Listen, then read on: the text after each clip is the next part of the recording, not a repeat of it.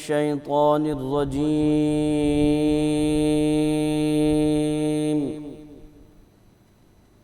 بسم الله الرحمن الرحيم.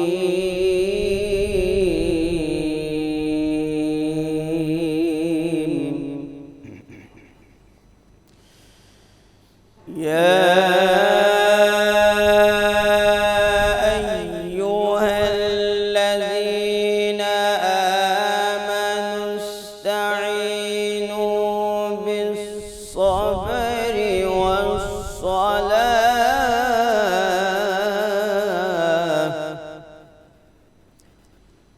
إن الله مع الصابرين.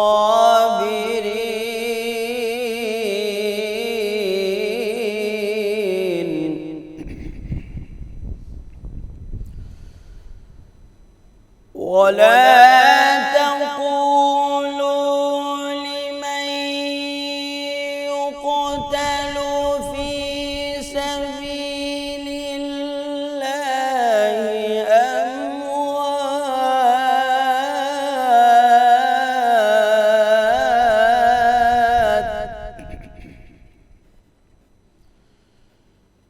بل أحياء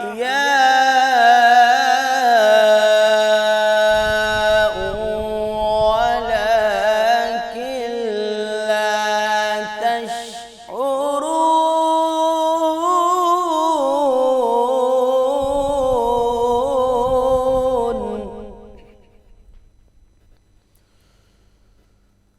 ولنبلونكم بشيء من الخوف والجوع ونقص من الأموال والأنفس والثمرات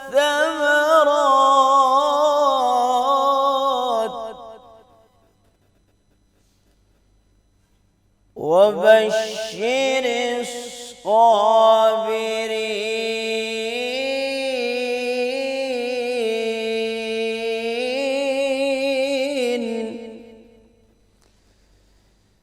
الذين إذا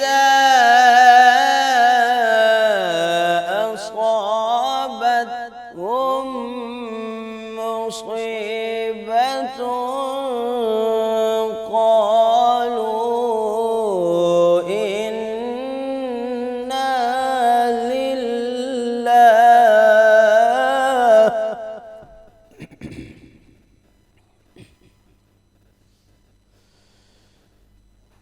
الذين إذا أصابتهم مصيبة قالوا إنا لله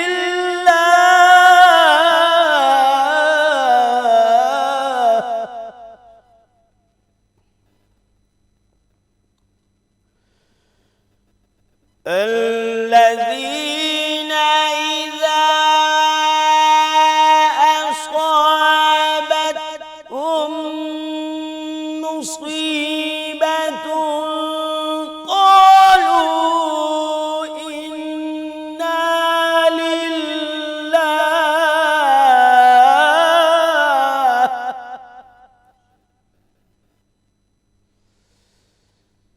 الذين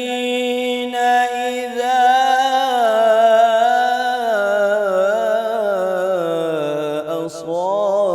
أصابتهم مصيبة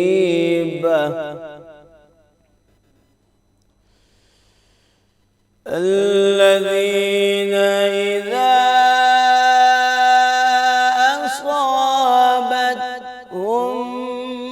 مصيبة قالوا إنا لله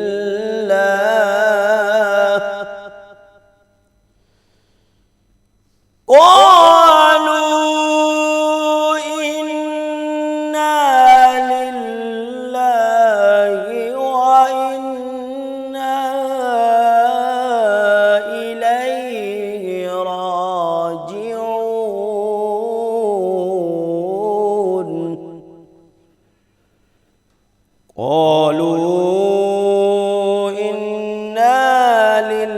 لله وإنا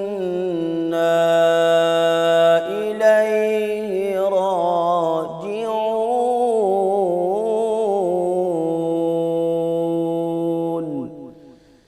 صدق الله العظيم.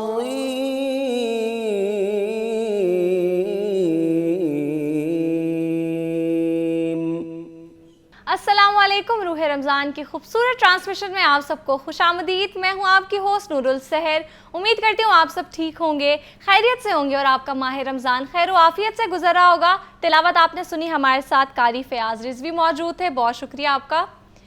آج رمضان کی 20 تاریخ ہے اور سچ تو یہ ہے کہ آج دل تھوڑا سا بوجھل ہے. وقت کی رفتار دیکھیے کہ دیکھتے ہی دیکھتے ہم نے رمضان کے 2 عشرے مکمل کر لیے اور آج ہم اس مبارک مہینے کے اس مقام پر آ کھڑے ہوئے ہیں جہاں سے خیر و برکت کا ایک نیا سمندر شروع ہونے والا ہے. آج کا سورج ڈھلنا صرف ایک دن کا گزرنا نہیں بلکہ یہ اس عشرہ نجات کا آغاز ہے جس کی ایک ایک گھڑی انمول ہے. آج سورج ڈھلتے ہی جب اعتکاف کی گھڑیاں شروع ہوں گی تو دنیا کی رونقیں پیچھے رہ جائیں گی اور بندہ اپنے رب کے حضور تنہائی میں گڑ گڑانے کے لیے کمر کس لے گا. اور ہر مومن کی یہ تڑپ ہوگی کہ وہ ان آخری 10 راتوں میں چھپی لیلۃ القدر کو تلاش کر لے.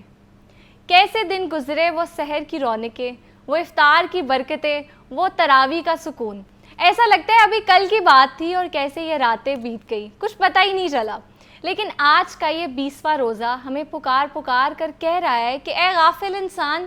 ابھی بھی وقت ہے, ابھی بھی توبہ کا دروازہ کھلا ہے, ابھی بھی رب کی رحمت تجھے پکار رہی ہے. یہ آخری عشرہ شاید ہماری زندگی کا وہ سب سے بڑا موقع ہے جس میں ہم اپنی بگڑی ہوئی تقدیر کو دعاؤں سے سنوار سکتے ہیں. آئیے آج کی اس ڈھلتی شام کو محض ایک روایت نہ سمجھیں بلکہ اسے اپنے رب سے صلح کا ذریعہ بنا لیں. افطار کے سکون بھرے لمحوں میں جب دعائیں قبولیت کا لباس پہنتی ہیں اپنے لیے, اپنے پیاروں کے لیے اور اس پوری امت کے لیے تڑپ کر مانگے, کیونکہ کیا پتہ یہ ہماری زندگی کا وہ حسین موڑ ثابت ہو جائے جہاں سے ہماری بخشش کا پروانہ لکھ دیا جائے. ویورز, یہ تھا ہمارا آج کا میسج آپ سب کے لیے. اب آگے بڑھتے ہیں اپنے پہلے سیگمنٹ کی جانب. ویورز, کبھی کسی نے آپ کے لباس, لہجے یا شکل و صورت پر ایسا تبصرہ کیا ہے جس پر سب ہنس رہے ہوں لیکن آپ کو وہ بات اندر سے تکلیف دے گئی ہو؟ اکثر لوگ اسے مذاق کہہ کر ٹال دیتے ہیں مگر یہی مذاق کبھی کبھی بلنگ کی شکل اختیار کر لیتا ہے. اور بلنگ صرف سکولز کی حد تک محدود نہیں رہی بلکہ اب کالجز, یونیورسٹیز, آفیسز اور یہاں تک کہ ہماری روزمرہ زندگی اور سوشل میڈیا تک بھی پھیل چکی ہے. اور آج کے دور میں ایک جملہ, ایک میم یا ایک کمنٹ بھی کسی کے لیے شرمندگی, خوف یا ذہنی دباؤ کا سبب بن سکتا ہے. اور بہت سے لوگ بلنگ کا سامنا کرتے ہیں مگر وہ اس کے بارے میں کھل کر بات نہیں کر پاتے. اور یہی وجہ ہے کہ اس مسئلے کو سمجھنا اور اس پر بات کرنا بہت ضروری ہو گیا ہے. اور آج ہم اسی موضوع یعنی بلنگ کے بارے میں بات کریں گے کہ یہ کیوں ہوتی ہے, یہ لوگوں کی زندگی پر کیسے اثر انداز ہوتی ہے اور سب سے اہم بات یہ کہ ہم بطور معاشرہ اسے کیسے کم کر سکتے ہیں. میرے ساتھ سائیکالوجسٹ موجود ہے فائزہ تبسم. السلام علیکم, کیسی ہیں آپ؟ جی وعلیکم السلام, اللہ کا شکر. آپ رمضان کیسا جا رہا ہے آپ؟ جی اللہ کا شکر, اچھا جا رہا ہے. اچھا فائزہ, سب سے پہلے تو ہمیں بتائیں کہ یہ بلنگ ہے کیا, اور اکثر ہم کہتے ہیں نا مذاق کر رہے تھے, روسٹ کر رہے تھے, تو ان دونوں کو آپس میں ہم ڈفرینشیٹ کیسے کریں گے؟ ایکچولی میں جب ہم بلنگ کی بات کرتے ہیں تو وہ کسی کو ٹیز کر رہا ہوتا ہے. ایکچولی بلنگ کی جو ڈیفینیشن ہے کہ آپ وہ چیز کر رہے ہو, وہ کام کر رہے ہو جو نیکسٹ پرسن کو بالکل بھی پسند نہیں ہے. جیسے کہ ہم بہت سے کسی کا بھی نک نام لے لیتے ہیں یا اس کو بالکل ہٹ کر دیتے ہیں جو کہ وہ بالکل بھی پسند نہیں کرتا. آپ کسی کی مرضی کے خلاف وہ چیز کر رہے ہو, اس کو ایکچولی بلی کہتے ہیں. کہ آپ کسی کو بلی کر رہے ہو, آپ کسی کو ہراس کر رہے ہو کیونکہ آپ اس کی بالکل بھی وہ چیز پسند نہیں کر رہا. کہ آپ اب ہماری سوسائٹی میں کیا ہوتا ہے, بالکل بچوں کا یا بچے ہیں یا بڑے ہیں, ان کے چھوٹے چھوٹے بالکل کسی کو کالو, کسی کو موٹو, طرح طرح کے نام ان کے لیتے ہیں. اب وہ چیز آپ کے لیے کافی پرابلمٹک ہو جاتی ہے. اب بچوں میں وہاں احساسی کمتری آنا شروع ہو جاتی ہے. اور یہ بہت نارمل ہے. ایگزیکٹلی اور یہ گھر سے مجھے لگتا ہے ہم بلیم کرتے ہیں نارملی ہمارے جو ایجوکیشنل انسٹیٹیوٹس ہیں نا ان کو, لیکن یہ چیز تو گھر سے ہی اسٹارٹ ہو جاتی ہے. ایگزیکٹلی ایسے ہی ہے. اب دیکھیں نا ہماری سوسائٹی میں کیا ہوتا ہے, اگر کوئی بچہ بچپن میں کالا ہے تو اس کا نام ہی کالو ڈال دیتے ہیں, یا بچہ موٹا ہے تو اس کا نام موٹو. وہ بڑا ہو کے نک نیمز رکھتے ہیں, بے شک ان کی انٹینشنز نہیں ہوتی لیکن I guess this needs to change now. Yes exactly. اور یہ بھی ایک طرح کی بلی ہے کہ آپ کسی کو بلی کر رہے ہو کیونکہ اس کی مرضی کے خلاف یہ چیز ہے. اب اس میں کیا ہے کہ وہ سوسائٹی کا اس طرح سے وہ سٹیزن نہیں بن سکے گا کیونکہ اس کے اندر جو ہے جو کانفیڈنس کی ہے وہ کمی آ گئی ہوئی ہے, وہ کسی کے سامنے خود کو ریپریزینٹ نہیں کر پائے گا کیونکہ اس کو لگے گا کہ میرے اندر کوئی نہ کوئی کمی ہے. تو اس چیز کے لیے ہم وہ ایکچولی میں کسی کو ٹیز کرنا یا اس کی مرضی کے خلاف کام کرنا اس کو بلی کہتے ہیں. بالکل صحیح کہا. اچھا فائزہ, ہم بات کر رہے تھے کہ اس کو ہم یہ جو چیز ہے ماشاءاللہ اس کی بسم اللہ ہمارے گھروں سے ہی ہوتی ہے. ہمیں بھی تعلیمی اداروں کو بلیم کرتے ہیں کہ وہاں پہ ریگنگ ہوتی ہے, وہ تو بالکل ہوتی ہے, لیکن اگر ہم منع کریں, جیسے ہر گھر میں مجھے لگتا ہے یہ کامن ہے, کوئی نہ کوئی ایک دو ایسے پیس ہوتے ہیں جو آپ کو بولیں گے تم بہت موٹی ہو گئی ہو, تم بہت پتلے ہو گئے ہو, یار تمہارا تو کتنا لمبا قد ہو گیا ہے, تمہارا تو قد ہی نہیں نکلا, مطلب اس طرح کی باتیں کرتے ہیں. تو اگر ہم ان کو بولیں نا کہ یہ چیز آپ کو نہیں کرنی تو وہ بڑا مائنڈ کرتے ہیں. جیسے ایک میں نے بیسک چیز یہاں پہ پہلے بھی ڈسکس کی ہوئی ہے, 5 سیکنڈ رول. جو چیز انسان 5 سیکنڈ میں چینج نہیں کر سکتا نا, آپ وہ اس کی پوائنٹ آؤٹ نہیں کر سکتے. ڈارک سرکلز ہیں, آپ 5 سیکنڈ میں نہیں چینج کر سکتے. لپسٹک پھیل گیا, مسکارا پھیل گیا, وہ آپ چینج کر سکتے, وہ پوائنٹ آؤٹ کرو, لیکن اس کی فزیک, کلر, یہ چیزیں پوائنٹ آؤٹ نہیں کرو. تو مجھے لگتا ہے یہ لوگوں کو نہیں پتا, تو تھوڑا سا اس کے بارے میں بھی بتائیں. ایکچولی میں جب ہم کسی کو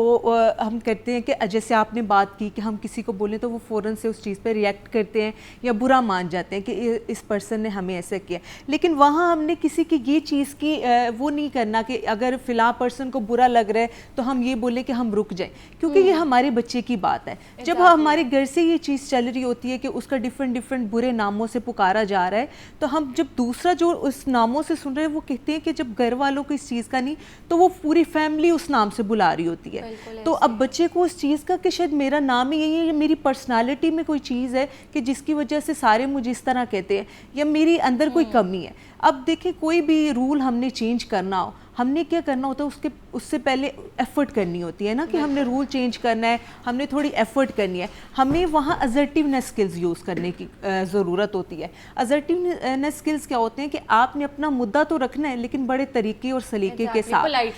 پولائٹلی, کہ کسی کو برا بھی نہ لگے آپ کی بات کا اور آپ نے اپنی بات کو بھی کنوے کر دیا. اگر کوئی بہت زیادہ ٹوک رہا ہے گھر میں, کوئی ایک چاچی, مامی, پھوپھی, خالہ ایسی ہے, تو ہم کیسے پولائٹلی ان کو وہ کر سکتے ہیں؟ آپ پولائٹلی انہیں اس طرح کر سکتے ہیں کہ آپ انہیں پیار سے بولیں کہ ایسے بچے کے اندر نا کانفیڈنس کی کمی آتی ہے, اگر آپ اس کا نام بگاڑیں گی تو یہ آلریڈی اس چیز کو فیل کرتا ہے, میرا بچہ اتنی کیپیبل, اس کے اندر کیپیسٹی نہیں ہے کہ وہ آپ جو بھی اس کا نام لے رہے ہیں یا جس طرح بھی بات کرے تو وہ بچہ اس چیز کو بیئر کر رہا ہے. میرا بچہ اس چیز کو پوائنٹ آؤٹ کرتا ہے. دیکھیں اسٹیپ کون لیتا ہے, فیملی اسٹیپ لیتی ہے نا اپنے بچوں کے لیے. ہم سے پہلی والی جنریشن کو کریکٹ کرو تو وہ ایک دم سے ڈیفینسو ہو جاتے ہیں اور ایگو پہ بات آ جاتی ہے, اور اب ہمیں کریکٹ کیا کیسے, ایسے ہی ہے. اور اب ایک اور چیز کہ ہم نے بچوں کا یہ دیکھنا ہے, یہ چیز دیکھنی ہے کہ ہمارے بچے کے لیے کیا چیز بیٹر ہے, لیکن ہم وہاں اس چیز کو دیکھنے لگ جائیں کہ اس کو نہ برا لگ جائے, اس کو نہ برا لگ جائے. اگر آپ اسرٹیونیس سکلز یوز کر رہے ہیں, اگر اس کے باوجود کوئی اس طرح سے آپ کی بات نہیں مان رہا تو پھر نہیں مانا تو آپ ٹو دی پوائنٹ بات کریں کہ آپ میرے بچے سے اس طرح سے بات نہیں کریں. ایک تو یہ سائیڈ ہوگی نا کہ پیرنٹس اس لیے نہیں منع کرتے کہ کہتے کوئی برا نہ مان, لیکن ایک دوسری سائیڈ ہے پیرنٹس ساتھ مل جاتے ہیں. پیرنٹس کو خود بھی اتنی اویئرنیس نہیں ہے کہ جو ہم چیز کر رہے ہیں یہ غلط کر رہے ہیں. اب پیرنٹس کیا کرتے ہیں کہ تھوڑی سی گیدرنگ ہو نا تو اپنے ہی بچے کو ٹیز کرنا شروع ہو جاتے ہیں, اور جو چیز ان کو منع کرو نا کسی کو نہیں بتانی, وہ سب سے پہلے کال کر کے پورے خاندان میں مشہور کرتے ہیں. وہ چیز کہتے ہیں نا کہ جہاں جس چیز کے لیے آپ کو روکا جائے وہ آپ کو زیادہ اس کی انٹینسٹی ہوتی ہے کہ پتہ نہیں اس چیز میں کیا ہے, آپ کو زیادہ اس چیز کی کیوریوسٹی ہوتی ہے. تو یہی سین ہے کہ پیرنٹس کے بھی آج کل پیرنٹس کو بھی جس چیز سے روکا جائے نا تو وہ کہتے ہیں وہ بچوں کی بات نہیں مانتے, وہ کہتے ہیں ہم آپ سے پہلے کے آئے ہیں, ہم آپ سے بڑے ہیں, آپ کچھ بھی نہیں ہمیں کہہ سکتے. تو یا اگر کچھ بچے جو ہوتے ہیں پیرنٹس کو سکھا رہے ہوتے ہیں تو پیرنٹس چیز کا مائنڈ کرتے ہیں, تو پیرنٹس کو اس کے لیے ایگزیکٹلی میں ایک چیز کہتی ہوں کہ جہاں جتنے ادارے ہیں جہاں ہر چیز کی اویئرنیس ہے, بچوں کو یہ کرنا چاہیے, بچوں کو ایسے کرنا چاہیے, یا پوری آپ ڈفرینٹ نالج کے بارے میں ہم بات کر رہے ہوتے ہیں, وہاں پیرنٹس کے بھی ساتھ سیشنز ہونے چاہیے, چاہے کوئی ادارہ ہے چاہے کوئی بھی ہے. کیونکہ آپ اگر اپنے بچوں کے یا بچوں کی, جیسے کہ اب دیکھیں نا پیرنٹس کے لیے سارے بتاتے ہیں کہ آپ کے پیرنٹس کے لیے یہ آپ نے یہ نہیں کرنا, لیکن بچوں کی بات کون کرے گا؟ یہاں تو یہ بھی بات آتی ہے نا کہ آپ نے بھری محفل میں اپنے بچوں کو ٹیز نہیں کرنا, آپ نے اپنے بچوں کے ان کو بلی نہیں کرنا. یہ بلی ہوتا ہے کیونکہ ان کی پسند سے آپ ہٹ کے کوئی کام کر رہے ہو, تو آپ اس چیز کو کرو, بار بار کرو, تو وہ چیز ان کے اندر جو ہے احساس کمتری پیدا کرتی ہے. اور ویسے بھی جب 3 سال کا بچہ ہوتا ہے جیسے جیسے وہ بڑا ہوتا ہے وہ ہر چیز کو پک کر رہا ہوتا ہے. تو پیرنٹس کو اس چیز کا نالج اور اس چیز کی اویئرنیس دینی چاہیے کہ یہ جو آپ کا بھی بچہ آپ سمجھ رہے ہیں کہ ابھی چھوٹا ہے, اس کو کیا پتہ ہے کہ میں کیا کروں, اس کی کیا فیلنگز ہے, یہ تو ابھی بہت چھوٹا ہے. ایسا ہرگز نہیں ہے. وہی بچے کا جو لرننگ پیریڈ ہوتا ہے, وہی جو ٹائم ہوتا ہے وہ سیکھ رہا ہوتا ہے, اس کی پرسنالٹی ڈیولپ ہو رہی ہوتی ہے. لیکن یہاں ایک مسئلہ یہ آتا ہے کہ اب ان کو سمجھائے کیسے نا. اب ان کو تو ان کی ہمیشہ سے یہی بات ہوتی ہے کہ جیسے پیرنٹس بچوں کی بات نہیں سنتے, وہاں پھر ادارے جو ہے نا اپنا سر انجام. بالکل ایسے. اور میری ایک سائیکیٹرسٹ سے بات چیت ہو رہی تھی تو وہ مجھے بتا رہی تھی کہ نور مطلب بچوں کے لیے تو ہم نے اسکولز بنا دی ہیں, لیکن اب ہم ٹرائی کریں کہ پیرنٹس کے لیے اسکولز بنائیں کہ ان کو بھی چیزیں سکھانی ہیں. ایسا ہی ہے, اور ایسا ہونا بھی چاہیے نا کہ دیکھیں جہاں آپ سب کے لیے بات کرتے ہیں کہ آپ نے اپنے پیرنٹس سے ایسے بات نہیں کرنی ہے, آپ نے وہاں پیرنٹس کے لیے بھی بہت سی نالج ہے, ان کو اویئرنیس کی ضرورت ہے. جیسے کہ اب بہت سے تھراپسٹ ہوتے ہیں, ان کے پاس بچے آ رہے ہوتے ہیں ڈفرینٹ سائیکولوجیکل ڈس آرڈرس کے, یا بچے کو ہراس کیا ہے, یا جیسے کہ اسکول سے بلی بچے کو تو پراپر اس کی مینٹل ہیلتھ ڈسٹرب ہو گئی ہے, پیرنٹس اس کو لے آئیں. لیکن وہاں ہم نے یہ جب کیس ہسٹری لینی ہے تو وہاں یہ چیز ہونی چاہیے کہ کیس ہسٹری میں آپ یہ پوچھیں کہ کہیں اس میں آپ کا رول تو نہیں ہے. تو وہاں پیرنٹس پھر آپ کو بتائیں گے جی ہماری بھی یہ غلطی ہے کہ ہم بھی ساتھ ہو کے دوسروں کے ساتھ بچے کو اس طرح ٹیز کر رہے ہوتے ہیں. تو یہ ہوتا ہے کہ ہم نے دوسروں کی سوچ کو چینج کرنا ہوتا ہے. سب سے پہلے انیشیل سٹیپ آپ جو ہے نا پیرنٹس کو ایجوکیٹ کرنا بہت ضروری ہے, اویئرنیس. یہ کیونکہ یہ چیز کے غلط لوگ اس چیز کو غلط لے جاتے ہیں کہ نہیں اب پیرنٹس کو سمجھانا ہے یا یہ چیز کرنی ہے, لیکن وہاں ہر ایک کو ضرورت ہے. جہاں بچوں کو نالج کی اویئرنیس کی ضرورت ہے ہر چیز کی, وہاں پیرنٹس کو بھی ہے. اب دیکھیے جیسے پیرنٹنگ سٹائل ہے, اب اس کا بہت بڑا رول ہے. بچوں کی جو پیرنٹنگ سٹائل ہے, طرح طرح کے پیرنٹنگ سٹائلز ہیں جہاں آپ بچوں کی پیرنٹنگ کر رہے بالکل ایسے ہی ہے. اس سوسائٹی میں اس طرح سے موو ہی نہیں کر پاتا, وہ 2-3 بندوں میں ایگزیکٹلی اس کا کانفیڈینس لیول زیرو ہونا شروع ہو جاتا ہے. وہ 2-4 لوگوں کے سامنے خود کو پتہ نہیں فیل کرتے کہ شاید میں ان کے پاس بیٹھنے کے قابل ہوں بھی کہ نہیں, میرے اندر کمی ہے, یس میرے اندر کتنی کمی ہے جو یہ مجھے بتاتے ہیں. کیونکہ پیرنٹس ہے نا, جب بچہ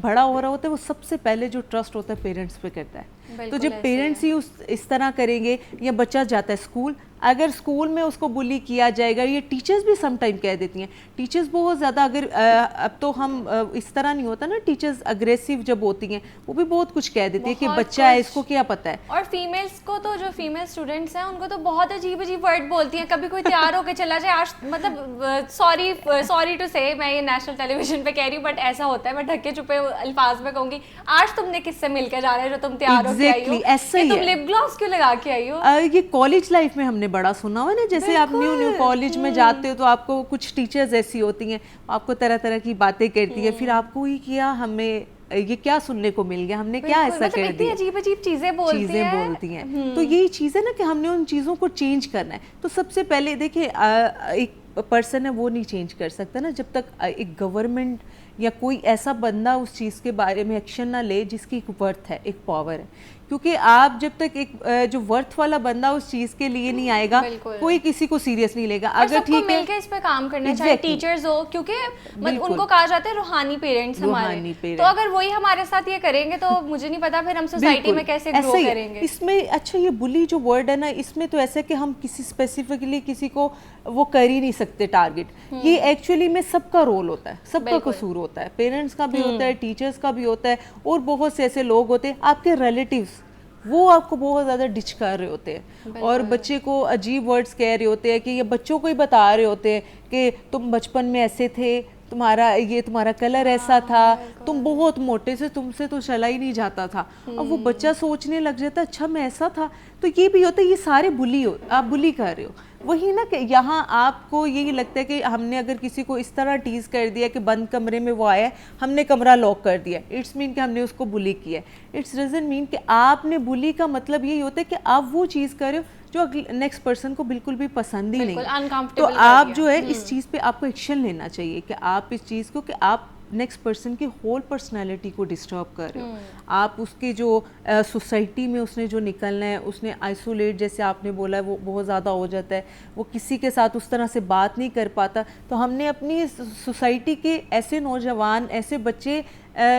وہ رکھنے ہیں سامنے کہ جو جن میں ورتھ ہو, جو پازیٹیو ہو, جن کو پتہ ہو کہ ہماری یہ ورتھ ہے, ہمارے اندر یہ کیپیسٹی ہے, ہمارا یہ کام ہے, یا نہ کہ ہم نے یہ بنانا ہے کہ وہ بیچارے آئسولیٹ ہو کے رہ چکے ہیں, ان میں زیرو کانفیڈنس ہو, ان کو کہہ کے ہم آگے لے کے جائیں. یہ تو چیز ہے نا کہ آپ کی پیرنٹنگ میں یہ چیز آ رہی ہے, آپ کی پیرنٹنگ میں بھی آ رہی ہے, lead to serious mental health problems. Exactly آپ کی یہ چیز, آپ کی پیرنٹنگ میں بھی یہ چیز آ رہی ہے آپ بچوں کے, کیونکہ آپ نے اپنے بچے کے لیے, ایک جو بچہ ہے اس کے لیے بہتر کون سوچتا ہے, پیرنٹس سوچتے ہیں. تو پیرنٹس کو خود شٹ اپ کال دینی چاہیے دوسروں کو بھی, اور خود بھی اس چیز پہ بالکل صحیح کہا فائزہ آپ نے. اب سائبر بلنگ کے بارے میں بات کر لیتے ہیں. سوشل میڈیا کا زمانہ ہے, ہم دیکھتے ہیں کہ کوئی وہ نہیں ہے, کوئی لمٹس نہیں ہے, جس کا جو دل کرے وہ اپلوڈ کر دے, جس کا جو دل کرے وہ کسی کے کمنٹ سیکشن میں بول دے. کوئی اگر کسی کی ہم نے فیڈ کھولی ہے, نیچے ہم لکھ دیں گے تم تو بہت موٹی لگ رہی ہو, تم تو بہت کالی ہو, تم تو پیاری نہیں ہو, تم یہاں پر کیا کر رہی ہو,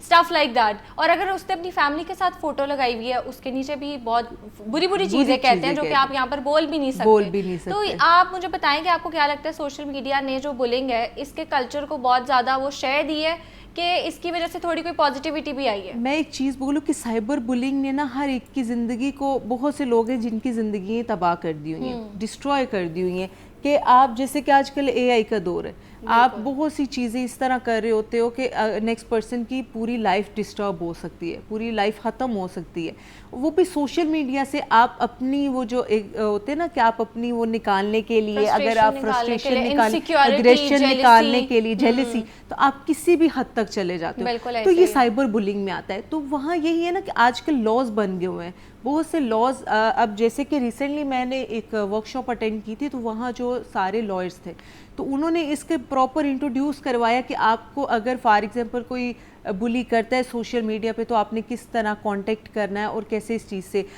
نکلنا ہے. لیکن پھر بات وہی آتی ہے نا کہ ہمارے پیرنٹس کا اور ہماری سوسائٹی جس میں ہم رہ رہے ہیں, وہاں پھر یہ بھی چیز آتی ہے کہ رسپیکٹ, ہماری عزت خراب نہ ہو. تو وہاں اگر سائبر بلنگ کا آپ کو بہت زیادہ آپ کی مینٹل ہیلتھ پہ بھی اثر ہوتا ہے, لیکن وہاں آپ کو روکنے کے لیے کچھ کھونا تو پڑے گا نا. کہ اگر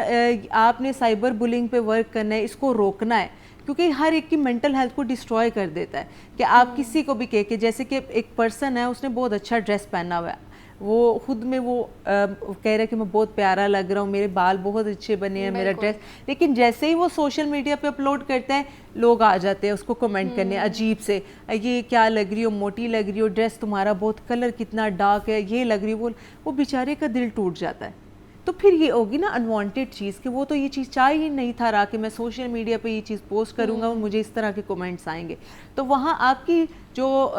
مینٹل ہیلتھ ہے وہ آپ کی جو ہے ڈسٹروائے ہونا شروع ہو گئی ہے, وہ آپ کی ایگزاسٹ ہونا شروع ہو گئی ہے. ہم نے وہاں یہی کرنا ہے کہ ہم نے ان چیزوں کو روکنا ہے. وہاں جیسے کہ ایک ورتھیبل پرسن ہے, جیسے کہ ہماری گورنمنٹ ہے, ان کو بھی اس چیز پہ ایکشن لینا ہے. سارے ادارے مل کے کام کریں, چاہے پیرنٹس ہو چاہے ٹیچرز ہو, ہم ایز اے انڈیویجول ہماری بھی رسپانسبلٹی ہے, ہم اس کے خلاف بات کریں اور لوگوں کو سمجھائیں. اچھا فائزہ, ہم نے آفیسز کی بات نہیں کی, اب یہ آفیسز میں بھی چیز بہت زیادہ کامن ہو گئی ہے, تو آپ کو کیوں لگتا ہے اس کے پیچھے میجر فیکٹرز کیا ہیں اور کیسے ہم اس کو روک سکتے ہیں؟ جب ہم آفیسز کی بات کریں یا ورک پلیس کی بات کریں تو وہاں یہی ہوتا ہے نا کہ آپ اپنے جو جیلسی یا آپ کسی کو اس طرح سے کسی پوسٹ پہ نہیں دیکھنا چاہ رہے ہوتے, تو آپ اس کی دیکھیں, سب سے پہلے آپ کسی کی اگر سیلف کو ٹریگر کر رہے ہو, آپ کو پتہ ہے کہ اس کی ویکنیس کیا ہے. اگر آپ کے انڈر ایک ایسا پرسن ورک کر رہا ہے جو ہر ایک کی بات کو دل پہ لے لیتا ہے, لیکن وہ ہائی پوسٹ پہ ہے, تو آپ کو اس چیز کا آئیڈیا ہو گیا کہ اگر میں کچھ بھی بولوں گا وہ بات دل پہ لے لے گا. تو آپ نے اس کو اس طرح, آپ نے اس کو بہت سی باتیں کی کہ نہیں تم یہ تو تم اس قابل نہیں, لیکن پھر بھی تمہاری قسمت نے تمہارا ساتھ دے دیا. ہاں, تمہاری سلیکشن کس نے کہیں پیچھے سے کوئی سفارش تو نہیں چل رہی تھی, یہ ساری چیزیں. ایگزیکٹلی. اب نیکسٹ پرسن کو بھی اس چیز کا آئیڈیا ہے کہ نہیں اس بندے میں ہے اتنی قابلیت ہے کہ یہ ادھر تک آ سکتا تھا, لیکن اس پرسن کو یہ بھی پتہ ہے کہ اگر میں یہ بات بولوں گا یہ دل پہ لے گا. وہاں کیا ہوتا ہے کہ ریورس سائیکالوجی لوگ کھیلتے ہیں, جہاں کہ کسی کی مینٹل ہیلتھ کو یا ڈسٹروائے کرنے کے لیے یا اس کی ایگزاسٹ کرنے کے لیے کہ یہ جدھر ہے ادھر رک جائے, تو وہاں وہ جو ہے ریورس سائیکالوجی کھیلتے ہیں, وہ نیگیٹو ورڈز یوز کرتے ہیں جس کی وجہ سے وہ دوسروں کو بہت زیادہ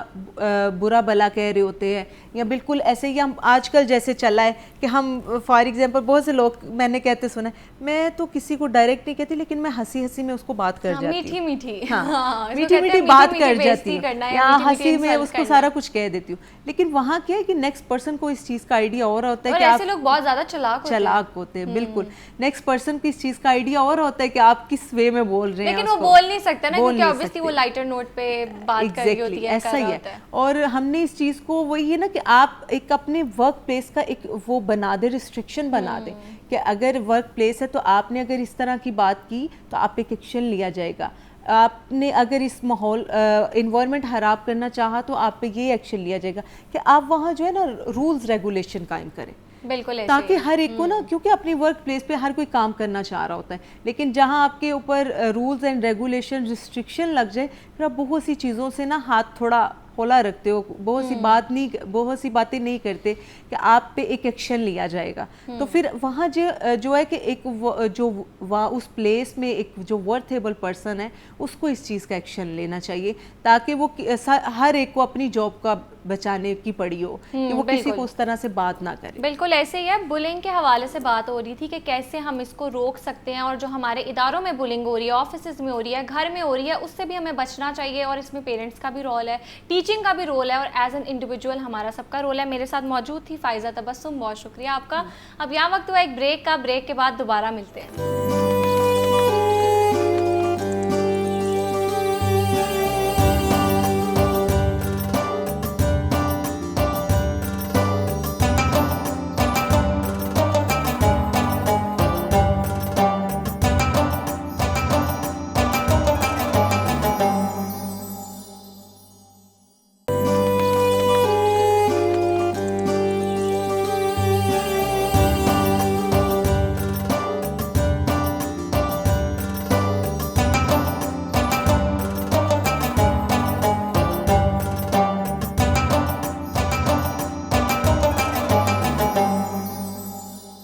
ویلکم بیک. آگے بڑھتے ہیں اپنے سیگمنٹ کی جانب. اور صحت ہے تو زندگی ہے, لیکن اکثر مائیں ایک شکایت کرتی نظر آتی ہیں کہ بچہ کچھ کھاتا نہیں, اور بڑے کہتے ہیں کہ بھوک ہی نہیں لگتی. آخر ایسا کیوں ہے کہ دسترخوان سجا ہو مگر کھانے کی طلب بھی ختم ہو جائے؟ کیا یہ معدے کی کمزوری ہے, جگر کی سستی, یا پھر ہماری روزمرہ کی غلط عادات؟ بچوں اور بڑوں کی بھوک کی کمی کا مستقل علاج کیسے کیا جائے, اور بچوں کی بہتر نشو و نما کے لیے کون سے نسخے کارآمد ہیں؟ میرے ساتھ موجود ہیں حکیم مزمل حسین. السلام علیکم, کیسے ہیں آپ؟ وعلیکم السلام ورحمۃ اللہ وبرکاتہ. الحمدللہ, آپ خیریت سے ہیں؟ اللہ کا شکر, بالکل ٹھیک. اچھا حکیم صاحب, سب سے پہلے تو یہ بتائیں کہ یہ جو ہم کہتے ہیں ہمیں بھوک نہیں لگتی, بچے بھی کہتے ہیں, بوڑھے بھی کہتے ہیں, اور آج کل رمضان میں اکثر لوگوں کا سحری بھی کرنے کا دل نہیں کرتا, کہتے ہیں بھوک ہی نہیں لگتی, تو ایسا کیوں ہوتا ہے؟ دیکھیں, بھوک انسانی جسم کی ایک بنیادی ضرورت ہے جس کے ساتھ جو ہے وہ انسانی جسم کی مکمل صحت کا اگر میں دار و مدار کہوں تو وہ بھوک کے اوپر ہی ہے. دوسرے نمبر پر اس کی پیاس ہے. بھوک ایک ایندھن کا کام کرتی ہے جس نے جسم کو جو ہے وہ حرارت جو ہے وہ پہنچانی ہوتی ہے, جس سے جسم تندرست بھی رہتا ہے, توانا بھی رہتا ہے, چست بھی رہتا ہے. آپ نے کہا بھوک لگتی نہیں ہے. اصل میں نا ہمارے پیٹ بھر ہی اتنے گئے ہیں کہ نئی بھوک کی اب جگہ نہیں رہی ہے. مطلب ہم نا بہت بھر بھر کے اپنے آپ کو کھانا کھلا چکے ہوئے ہیں, جس کی وجہ یہ ہے کہ ہم نے جب کبھی بھی کھانا کھایا. مطلب آپ افطار کی طرف تو نہیں اشارہ کریں کہ افطار میں ہم کچھ چھوڑتے ہی نہیں ہیں؟ جی سموساز, پکوڑاز, ایک ایک بھی نہیں کھانا, پھر ہم نے بھر بھر کے کھانا ہوتا ہے. بہت ساری آئٹم سے ہمارا افطار جو دسترخوان ہوتا ہے وہ بھرا ہوتا ہے, لیکن معصومانہ ایک جواب ہم یہ دیتے ہیں, میں نے تو کھانا کھایا ہی نہیں. اس کے باوجود بہت ساری جو ڈشیں ہوتی ہیں وہ ہم کھا چکے ہوتے ہیں. اس میں دہی بڑے ہوتے ہیں, اس میں سموسا ہوتا ہے, اس میں کچوری ہوتی ہے, اور پھر ان کے بعد بھوک بھی نہیں لگتی. نہیں, پھر وہ کیونکہ ہم نے کھانا نہیں نا کھایا ہوتا, تو ہم اس لیے کہتے ہیں کہ ہم نے تو کچھ کھایا ہی نہیں ہے. تو ہم ایسی چیزوں سے ہی اپنا پیٹ جو ہے وہ اتنا زیادہ بھر لیتے ہیں کہ ہمیں ایک تو ان چیزوں کے جو تیاری کی ساری پروسیس کنڈیشن ہوتی ہے اس میں جو چیزیں استعمال ہوئی ہوتی ہیں وہ ہمارے دل پر, دماغ پر, معدے پر اثر انداز ہو رہی ہوتی ہیں, جس سے پھر وہ ہضم جلدی نہیں ہو پاتی. ایک چیز جو ہے نا وہ واضح سمجھنی بڑی ضروری ہے. भूख का एहसास तब होगा जब पहली वाली खाई हुई खुराक हजम होके जुज़्व बदन बनेगी और फुजला उसका इखराज हो जाएगा, तो फिर नई जो है वो भूख बढ़ती है। अच्छा हकीम साहब, आगे बढ़ने से पहले आगे भी हम इस टॉपिक पे बात करेंगे, लेकिन क्योंकि रमज़ान चल रहा है और इफ्तारी में माशाल्लाह हम बिना किसी उसके खाते हैं, कोई चेक एंड बैलेंस नहीं रखते, लिमिट नहीं रखते, तो ये जो हमें इफ्तार के बाद एकदम से जो हम समोसे पकौड़े खाते हैं, हमें एसिडिटी का मसला होता है, लेजीनेस हो जाती है, उठने का दिल नहीं करता, नमाज पढ़ने का नहीं दिल करता और सर में दर्द रहती है, तो इसके लिए कोई मौसर नुस्खा बता दें, फिर हम आगे बढ़ते हैं। देखें, आप ये कहना चाह रहे हैं कि हम वो सारी चीज़ें भी खाएं और हिकमत हमारी मदद करे कि हम वो भी ना छोड़ सकें और ठीक भी रह सकें। हमने छोड़ने नहीं है, मतलब छोड़ने नहीं है। रमजान में ही तो खाते हैं हम थोड़ा, मतलब जहाँ 4 खाते हैं वहाँ 2 खा लेंगे। नहीं, मुझे वैसे ये नहीं आज तक साइंस समझ आई कि क्या रोज़ा समोसे के बगैर नहीं खुल सकता? वो एक अब आदत बनी रोज़ा हुई है कचौरी ना, के बगैर प्यारा नहीं खुल लगता है सकता, पड़ा हुआ दस्तरखान पे, पकौड़ों के बगैर नहीं खुल सकता है, खुल तो सकता है ऑब्वियसली, खजूर पानी के साथ भी खुल सकता है। लेकिन चलें हल कर देते हैं कि आप वो भी सारा कुछ खाएं और उसके बाद कोई ऐसी चीज़ इस्तेमाल करें जिससे उनका इस्तेमाल जो है वो नुकसानदेह साबित ना हो। तो उसके लिए बेहतरीन तरीक़ाकार एक ये है कि आप अफ्तारी करें, तो अफ्तारी करने के बाद 4 से 5 लौंग लें और 1-2 लकड़ी दारचीनी की लें और इसमें 3-4 छोटी इलायची डाल दें।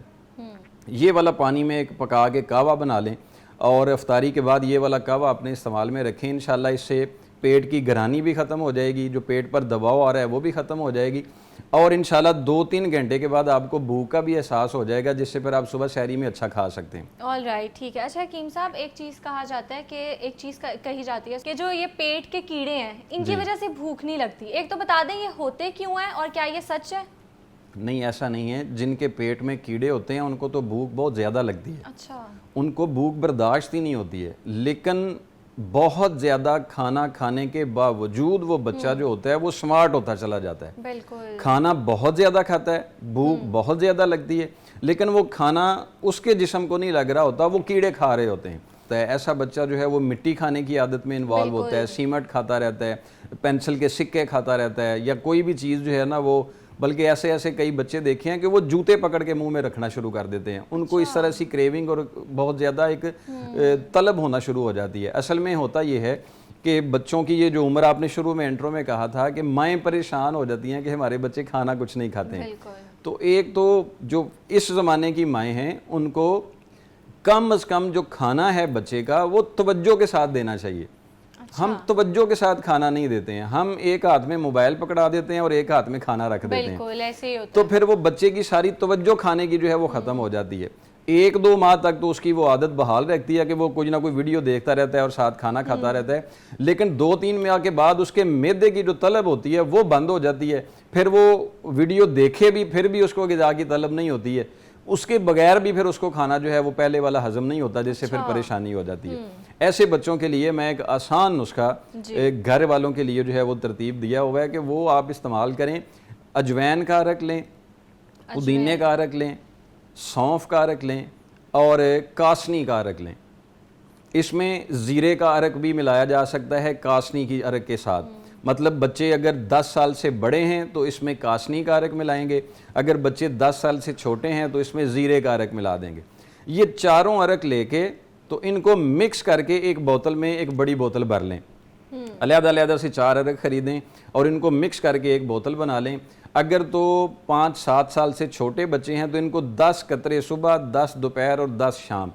ये वाला उनको अरक पिलाना शुरू कर दें। इंशाल्लाह चंद दिनों के बाद उनको भूख की तलब होना शुरू हो जाएगी। अगर बच्चे बड़े हैं, 7 साल से बड़े हैं, 10-11 साल के हैं, तो इसका जो है ना 2-2 चम्मच, 1-1 चम्मच भी दे सकते हैं शुरू में, फिर उसके बाद 2-2 चम्मच सुबह, दोपहर और शाम इस्तेमाल करवाएं। इसके साथ इंशाल्लाह बच्चों की भूख भी बढ़ जाएगी, उनका हाजमा भी ठीक हो जाएगा। और अगर खुदा ना खास्ता बच्चे के पेट में कीड़े हैं और उसको बहुत ज़्यादा भूख लगती है और उसकी सेहत नहीं बन पा रही है,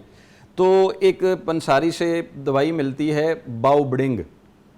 बाउबडिंग नाम की एक चीज़, जैसे मिर्च होती है इस तरह से छोटी, बाउबडिंग मिल जाएगी, वो आप ले लें, उसको पीस लें और उसको पीस के उसके बराबर वजन उसमें चीनी मिला लें। आराम से मिल जाती है जो आपने भी जी, आराम से मिल जाती है, बाउबडिंग मिल जाती है।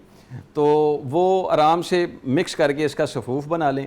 अगर बच्चे की उम्र 5 साल से कम है تو یہ باؤبڈنگ اور چینی یہی دونوں چیزیں مکس کر کے اس کو صبح شام استعمال کروا دیں تو انشاءاللہ اس کا پیٹ جو ہے وہ تھوڑا صاف ہو جاتا ہے, جو کیڑے ہوتے ہیں وہ بھی ختم ہو جاتے ہیں, اور اس کے ساتھ بچہ اپنی طلب کے ساتھ کھانا شروع کر دیتا ہے تو وہ پھر غذا اس کو لگتی بھی ہے. اگر بچے 10 سال سے زیادہ ہیں, کیونکہ ہمیں ہر چیز کو کلیئر کرنا ہے, تو ان کے لیے ہے کہ یہ آپ کالی مرچ لے لیں, یہ کالی مرچ اور اجوین,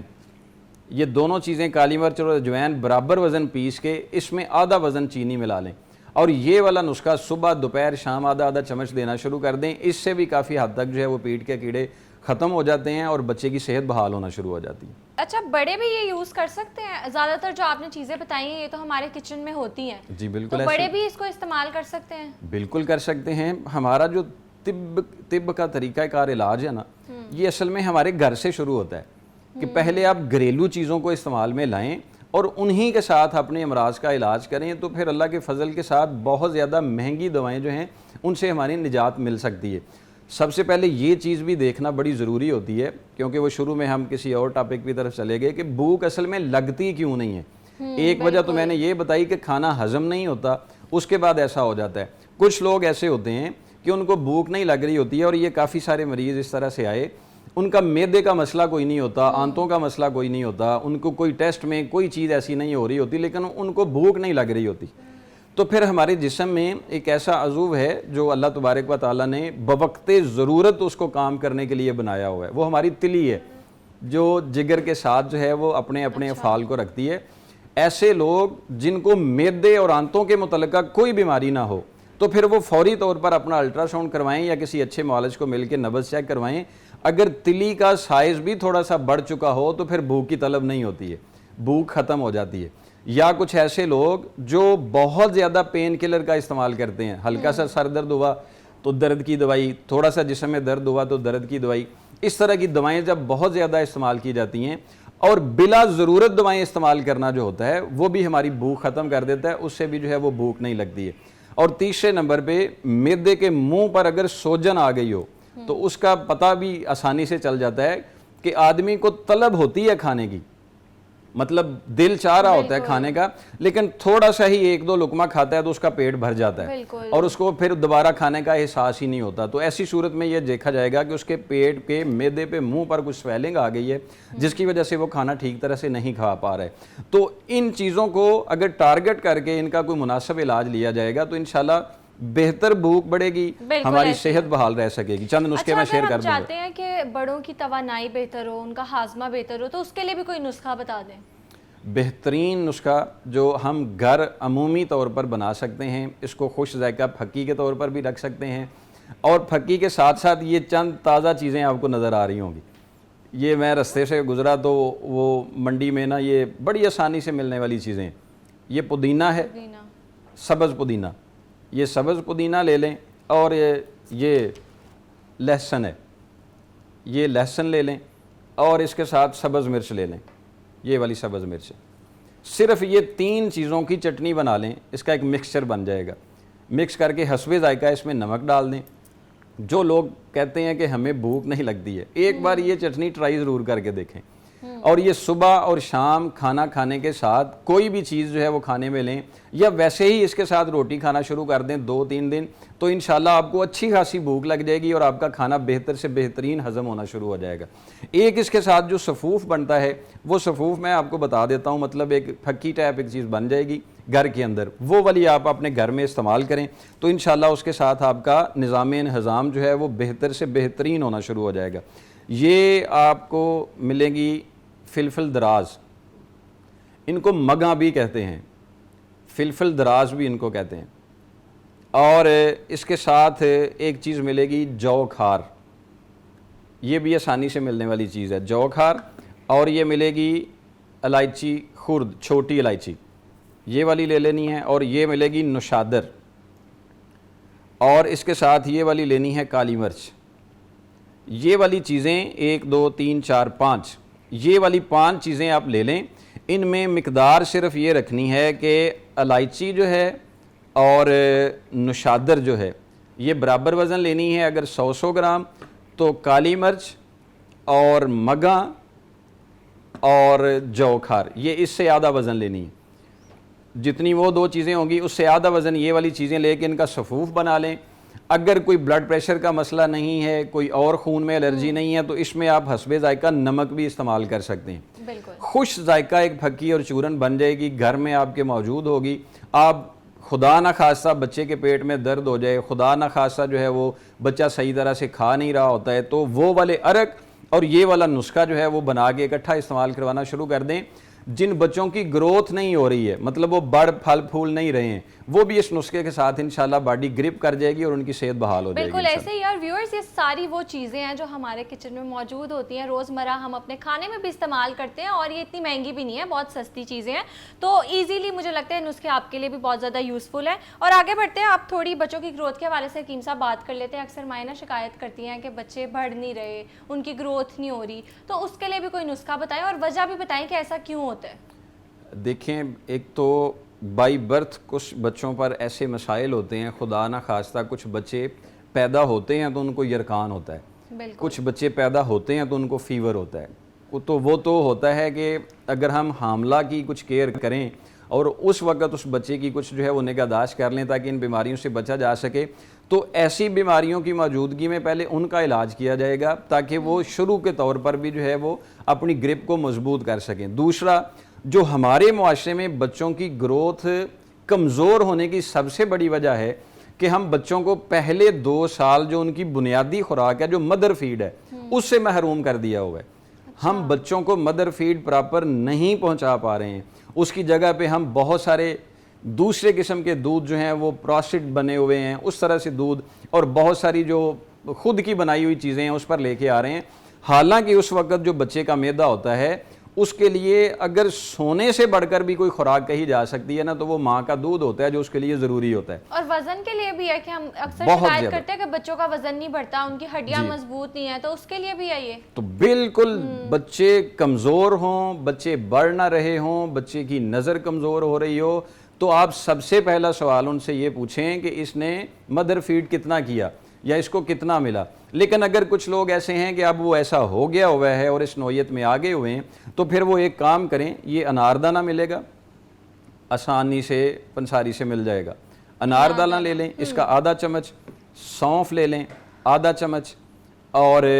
پودینہ, یہ تازہ پودینہ لے لیں, اس کے 10 سے 15 پتے یہ لے سکتے ہیں آپ, اور اجوین لے لیں اس میں چھوٹا آدھا چمچ. یہ 4 چیزیں رات کو مٹی کا ایک برتن لیں, اس میں بھگو کے, میں رپیٹ کر دیتا ہوں, یہ اناردانہ لے لیں آپ, سونف لے لیں اور پودینہ لے لیں تازہ, اور اس کے ساتھ اجوین لے لیں. یہ 4 چیزیں آپ, اس کی مقدار آدھا چمچ چھوٹا آدھا چمچ اور 1 گلاس پانی میں رات کو پانی میں بھگو کے رکھ دیں. گرمیوں کا موسم ہے تو ایسے ہی صبح مل کے جو ہے وہ اس کا پانی پلا دیں, 1-1 2 گھونٹا کر کے. ایسا نہیں ہے کہ اکٹھا ہی بچہ اگر نہیں پی رہا ہے تو آپ زبردستی اس کو پلا دیں, اس کو 1-2 گھونٹ پلا دیں, پھر تھوڑی دیر رکھ دیں, 15-20 منٹ کے بعد پھر 1-2 گھونٹ پلا دیں, 10-15 منٹ آدھے گھنٹے کے بعد پھر 1-2 گھونٹ پلا دیں. اس طرح سے اس کو دیں تاکہ بچے کو اس کا ذائقہ بھی پسند آئے, اور یہ کڑوا نہیں ہوتا, بڑا خوشبودار ہوتا ہے. اور اگر سردیوں کا موسم ہو تو اس کو صبح 1 بار ابال لیں اور وہ والا پانی ان کو پلا دیں. انشاءاللہ بفضل ہی تعالیٰ اس سے کبھی بھی بڑھنے والی عمر میں انسان کا معدہ کمزور نہیں ہوگا, سینے پہ بھاری پن نہیں ہوگا, جو بھوک کی کمی ہو رہی ہے وہ اس سے ختم ہو جائے گی, جو پیٹ پہ افارہ ہو رہا ہوتا ہے وہ اس سے ختم ہو جائے گا. اور جب غذا کھائی ہوئی لگتی ہے تو پھر نظر بھی تیز ہوتی ہے, پٹھے بھی مضبوط ہوتے ہیں اور جسم ایکٹیو اور تندرست رہ سکتا ہے. اگر دیکھیں خدا نہ خواستہ روزہ رکھا ہوا ہے اور روزے کی حالت میں پیٹ میں اچانک سے درد ہو جاتی ہے تو ہم کوئی دوائی نہیں لے سکتے ہیں, تو اس کے لیے ایک بزرگوں کا بہت مشہور ایک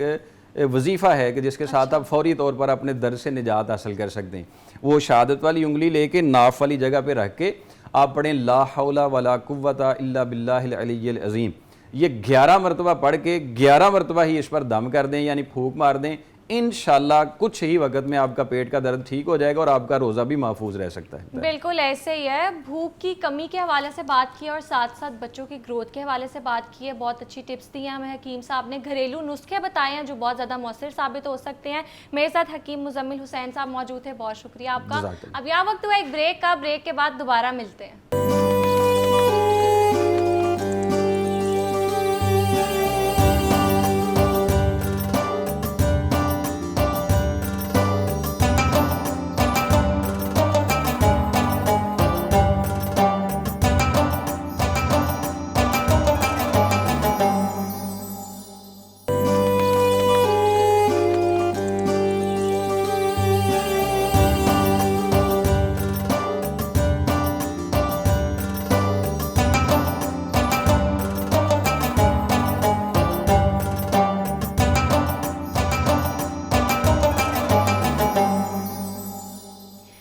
बढ़ते हैं रूह रमज़ान ट्रांसमिशन के खुसूसी सेगमेंट क़ससुल अंबिया के जानिब, और हमारे साथ प्रोफेसर अहमद हमाद मौजूद है। देखते हैं आज वो हमारे लिए कौन से नबी या पैगंबर का वाक़या लेके आए हैं, उनकी तरफ चलते हैं। बिस्मिल्लाहिर्रहमानिर्रहीम।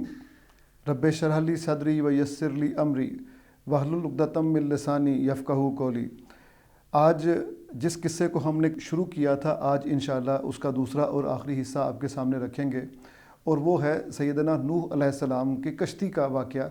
और तूफ़ान का वाक़या। इससे पहले हमने कल आपके सामने आपकी जो ज़ात मुबारक है, आपकी उम्र मुबारक है, आपकी कौम है, आपका दावत देने का अंदाज़ है, और सूरह नूह जो कुरान हकीम में है उसके तनाजुर में हमने तफसील से बात की थी।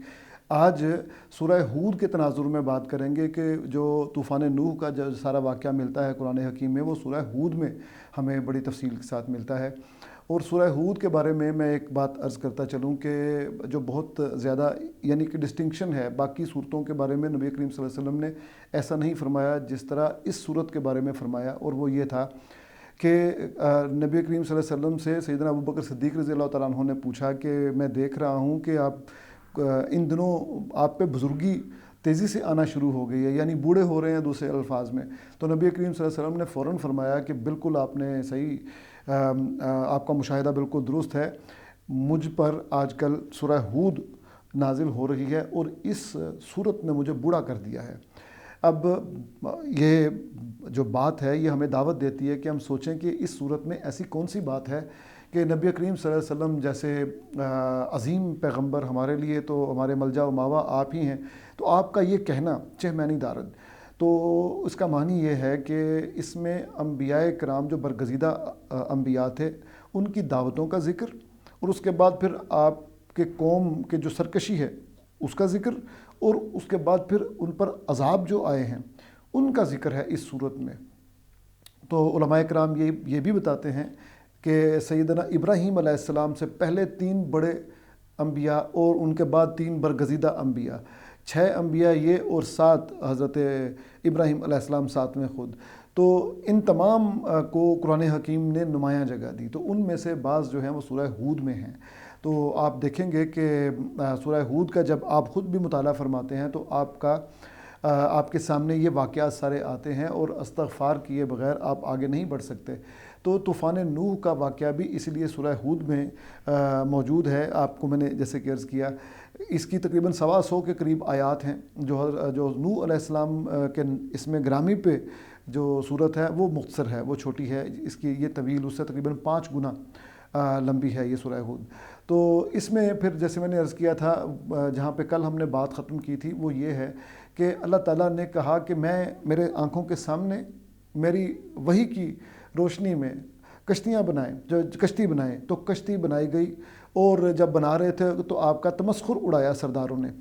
जो वहाँ से जिन्होंने झुटलाया था पहले, वो बाकायदा ये कहते थे कि हमें तो लगता है कि एक तो ये कि कुछ ना समझ लोग आपके साथ लग रहे हैं, बल्कि हमें तो लगता है कि आप झूठ बोल रहे हैं। तो झुटलाना नबी की तालीमात को ये सरकश कौमों का वतीरा रहा है। तो आप देखें कि यहाँ पे भी है, उससे पहले हज़रत इदरीस अलैहिस्सलाम का भी आपने देखा, और बाद के वाक़यात भी आप देखेंगे कि कमोबेश यही कहानियाँ, यही सतीज़ा कार रहा है। अज़ल से ता इमरूज़ चराग़ मुस्तफ़वी से शरार बू लहबी। तो ये बू लहब की सूरत में अम्बिया के सिलसिले का आखिरी जो वो था कशमकश,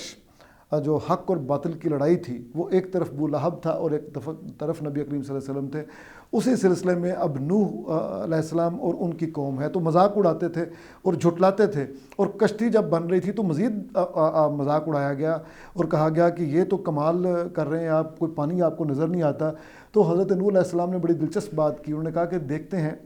कि कल यानी जब अल्लाह अपना वादा पूरा कर देगा तो फिर कौन किसका मजाक उड़ाएगा। बहरहाल अल्लाह ताला के हुक्म से आपने 3 मंजिला कश्ती बनाई, और तमाम अनवा जो हैं उनके ज़ौजैन, वो जोड़े, उनको अपने कश्ती पे सवार किया, और अल्लाह के हुक्म से फिर पानी जो है वो जारी हुआ। तनूर का ज़िक्र है कुरान हकीम में कि तनूर से पानी उबल पड़ा, वाफर मिकदार में पानी आया। तो इसकी 2 तौजीहात या तशरीहात या तफसीरें हैं। एक तो ये है कि जोग्राफियाई तौर पे वो ख़ित्ता ऐसा है, जिस जगह पे ये वाक़या रूनुमा हो रहा था वो ख़ित्ता ऐसा है कि वो बाउल शेप लगता है। تو کوئی یعنی سمندر اوپر ہے، اور جیسے ہم کراچی کو بعض اوقات کہتے ہیں کہ کراچی کے بعض حصے نیچے ہیں سمندر کی سی لیول سے، تو وہ جو چٹانیں ہیں اس میں سوراخ ہو گیا اور اس سے پھر وہ پانی آنا شروع ہو گیا،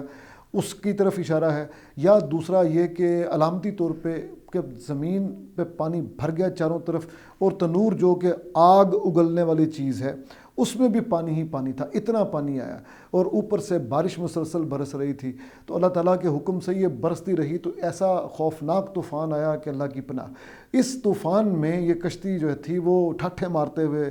سمندر نما وہ ظاہر ہے وہ صورت اختیار کر گئی زمین، تو اس میں سے یہ کشتی جا رہی ہے، تو اس میں پہاڑوں کی ان موجوں کی اوٹ، پہاڑ جیسی موجیں، یہ بھی قرآن حکیم میں ہی موجود ہے، اس کی اوٹ میں سے آپ کو اپنا فرزند، اپنا بیٹا نظر آیا، تو آپ نے اس کو کہا کہ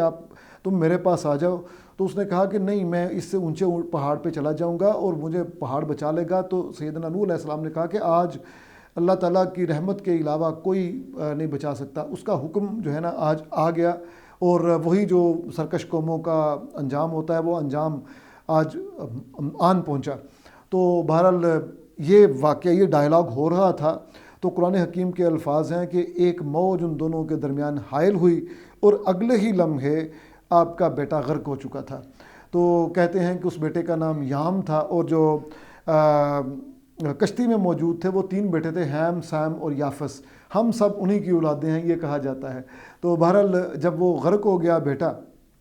تو کشتی اپنے سفر پہ جاری و ساری رہی۔ اس کے بعد اللہ تعالیٰ نے حکم دیا زمین کو کہ زمین اپنا پانی نگل لے، اور آسمان کو حکم دیا کہ بارش برسانا، پانی برسانا ختم کر دے۔ تو یہ جب تھم گئی، سب پانی کا آنا تھم گیا، تو جس جگہ پہ کشتی نے جا کے لنگر انداز ہوئی یا ٹھہری، وہ جودی کا پہاڑ ہے۔ جودی کے بارے میں یہ کہا جاتا ہے کہ یا تو یہ وہیں پہ اسی دجلہ و فرات کے علاقے میں ہے، یا پھر ارارات کے علاقے میں ہے، جو کہ روس اور ترکی کے بارڈر پہ ہے۔ تو بہرحال آج کل زیادہ تر گمان یہی ہے کہ یہ روس و ترکی کے بارڈر پہ ہے، اور اللہ تعالیٰ نے اس کشتی کو محفوظ رکھا ہے، اور ہمیں نشانی دکھانے کے لیے بعض لوگوں نے یہ بھی بلکہ دعویٰ کیا ہے کہ ہم نے اس کے کوئی دیکھی ہیں نشانات دیکھے ہیں، لیکن قریب جا کے نہیں دیکھا کہ یہ واقعتاً وہ کشتی ہے، کشتی نما کوئی چیز ضرور ہے، بعض پائلٹس نے یہ بتایا ہے۔ تو بہرحال جناب یہ واقعہ ہے سارا۔ اس میں آخر پہ جاتے جاتے آپ کے سامنے یہ ذکر کرنا بڑا ضروری ہے کہ جب یہ طوفان تھم گیا، تو یعنی طوفان تھم جانے کے بعد والی آیت میں یہ ہے کہ نوح علیہ السلام نے کہا کہ اے اللہ، یہ جو میرا بیٹا ہے یہ بھی تو میرا اہل تھا، اہل و عیال میں سے تھا، تو آپ نے تو وعدہ کیا تھا کہ میرا اہل و عیال بچا لیں گے، تو آپ تو بہترین منصف ہیں، آپ تو اپنے وعدے کے خلاف نہیں کرتے، تو یہ کیا ہوا؟ ظاہر ہے وہ پدرانہ شفقت۔ تو اللہ تعالیٰ نے فرمایا کہ نہیں، وہ عمل صالح نہیں کرتا تھا، وہ نیک نہیں تھا، لہٰذا وہ آپ کے اہل و عیال میں شامل نہیں تھا، اگرچہ بایولوجیکلی آپ کا فرزند ضرور تھا، لیکن نبی کی شان کے خلاف ہے کہ وہ ایک مشرک اور اس طرح کے جو غیر صالح بیٹا ہے اس کی بھی سفارش کرے، اس کو بھی بچائے۔ تو بہرحال اس طرح یہ ایک واقعہ جناب ہمیں، یہ جو ڈائلاگ ہے پھر یہ ہمیں بتاتا ہے کہ انبیاء کی جو وراثت ہوتی ہے وہ بایولوجیکل جو ڈسینڈنٹس ہوتے ہیں وہ بھی اس کے ورثاء نہیں ہوتے، مال و دولت والے بھی اس کے ورثاء نہیں ہوتے، بلکہ اس کے ورثاء اس کے اس کے پیغام کو ہولڈ کرنے والے ہوتے ہیں۔ تو بلکہ وہ کیرن آرمسٹرانگ نے لکھا ہے کہ چشم فلک نے یہ دیکھا کہ مکہ سے جب ہجرت کی مدینہ کی طرف نبی کریم صلی اللہ علیہ وسلم نے، تو آپ کی جو لینیج ہے وہ آپ کے ساتھ نہیں ہے، بلکہ یہ ایک عجیب قبیلہ تھا جو لینیج بلڈ لائن کے بغیر تھا، اور وہ تھا ایک دعوت پہ، میسج کے نتیجے پہ بننے والا قبیلہ۔ تو جناب یہ تھی نوح علیہ السلام کی داستان، کشتی نوح کیسے بنی اور طوفان نوح کیسے آیا، کیسے تھما، اور آپ کا جو بیٹا تھا وہ کس طرح اس میں غرق ہوا، اور اس کے بعد پھر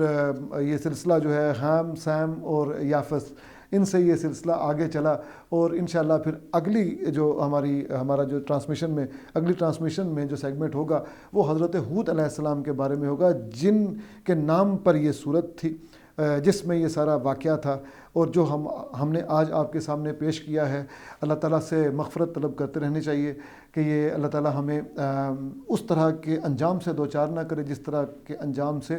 सरकश कौमों को दोचार किया जाता है। बहुत शुक्रिया प्रोफेसर साहब आपका। अब यहाँ वक्त हुआ एक ब्रेक का, ब्रेक के बाद दोबारा मिलते हैं।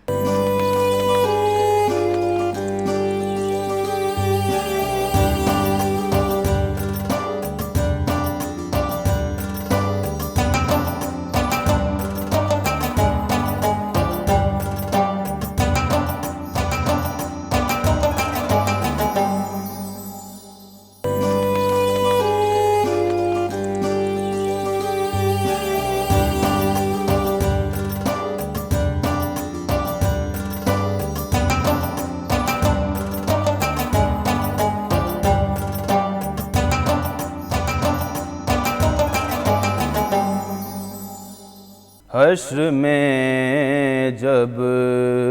ان کو سجدے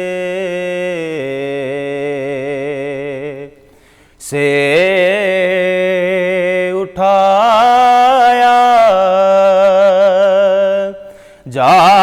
جائے گا،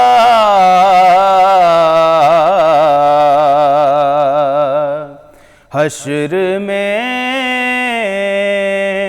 جب ان کو سجدے سے اٹھایا جائے گا، ہم گناہگاروں کے بگڑے کو بنایا جائے گا،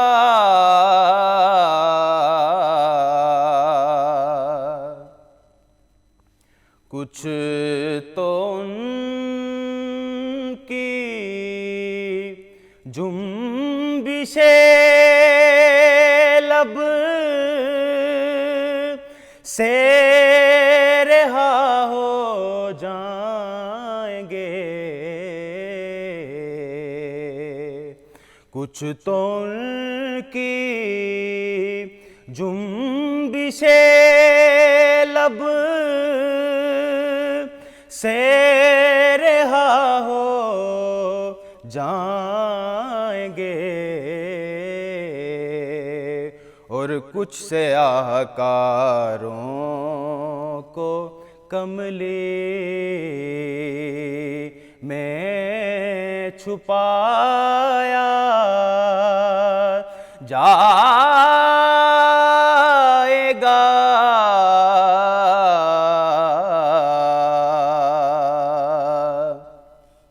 اور جب سواری سیدہ زہرا کی آئی حشر میں، جب سواری سیدہ زہرا کی آئی حشر میں، حکم دے کر سب کی نظروں کو جھکایا جائے گا،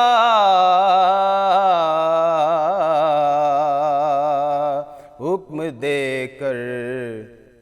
سب کی نظروں کو جھکایا جائے گا، حشر میں جب ان کو سجدے۔ سبحان اللہ، ماشاءاللہ، نعت رسول مقبول صلی اللہ علیہ وآلہ وسلم آپ نے سنی۔ آگے بڑھتے ہیں اپنے سیگمنٹ کی جانب۔ اور کائنات کی تاریخ گواہ ہے کہ جب فاتح شہروں میں داخل ہوتے ہیں تو بستیاں اجاڑ دیتے ہیں، لیکن قربان جائیے تاریخ انسانیت کے ان سب سے بڑے فاتح پر جو جب مکہ میں داخل ہوئے تو سر مبارک عاجزی سے جھکا ہوا تھا اور زبان پر بدلے کی بجائے معافی کا اعلان تھا۔ فتح مکہ محض ایک جغرافیائی فتح نہیں تھی، بلکہ یہ وہ لمحہ تھا جب حق کا سورج طلوع ہوا اور باطل کی سیاہی ہمیشہ کے لیے چھٹ گئی۔ یہ صبر کا ثمر تھا جو تپتی ریت پر سجدے کر کے حاصل کیا گیا۔ یہ ان آنسوؤں کا جواب تھا جو ہجرت کی شب مکہ کو الوداع کہتے ہوئے نکلے تھے۔ آج ہم اس دن کی یاد تازہ کریں گے جب بیت اللہ کے در و دیوار نے اپنے حقیقی وارثوں کا استقبال کیا،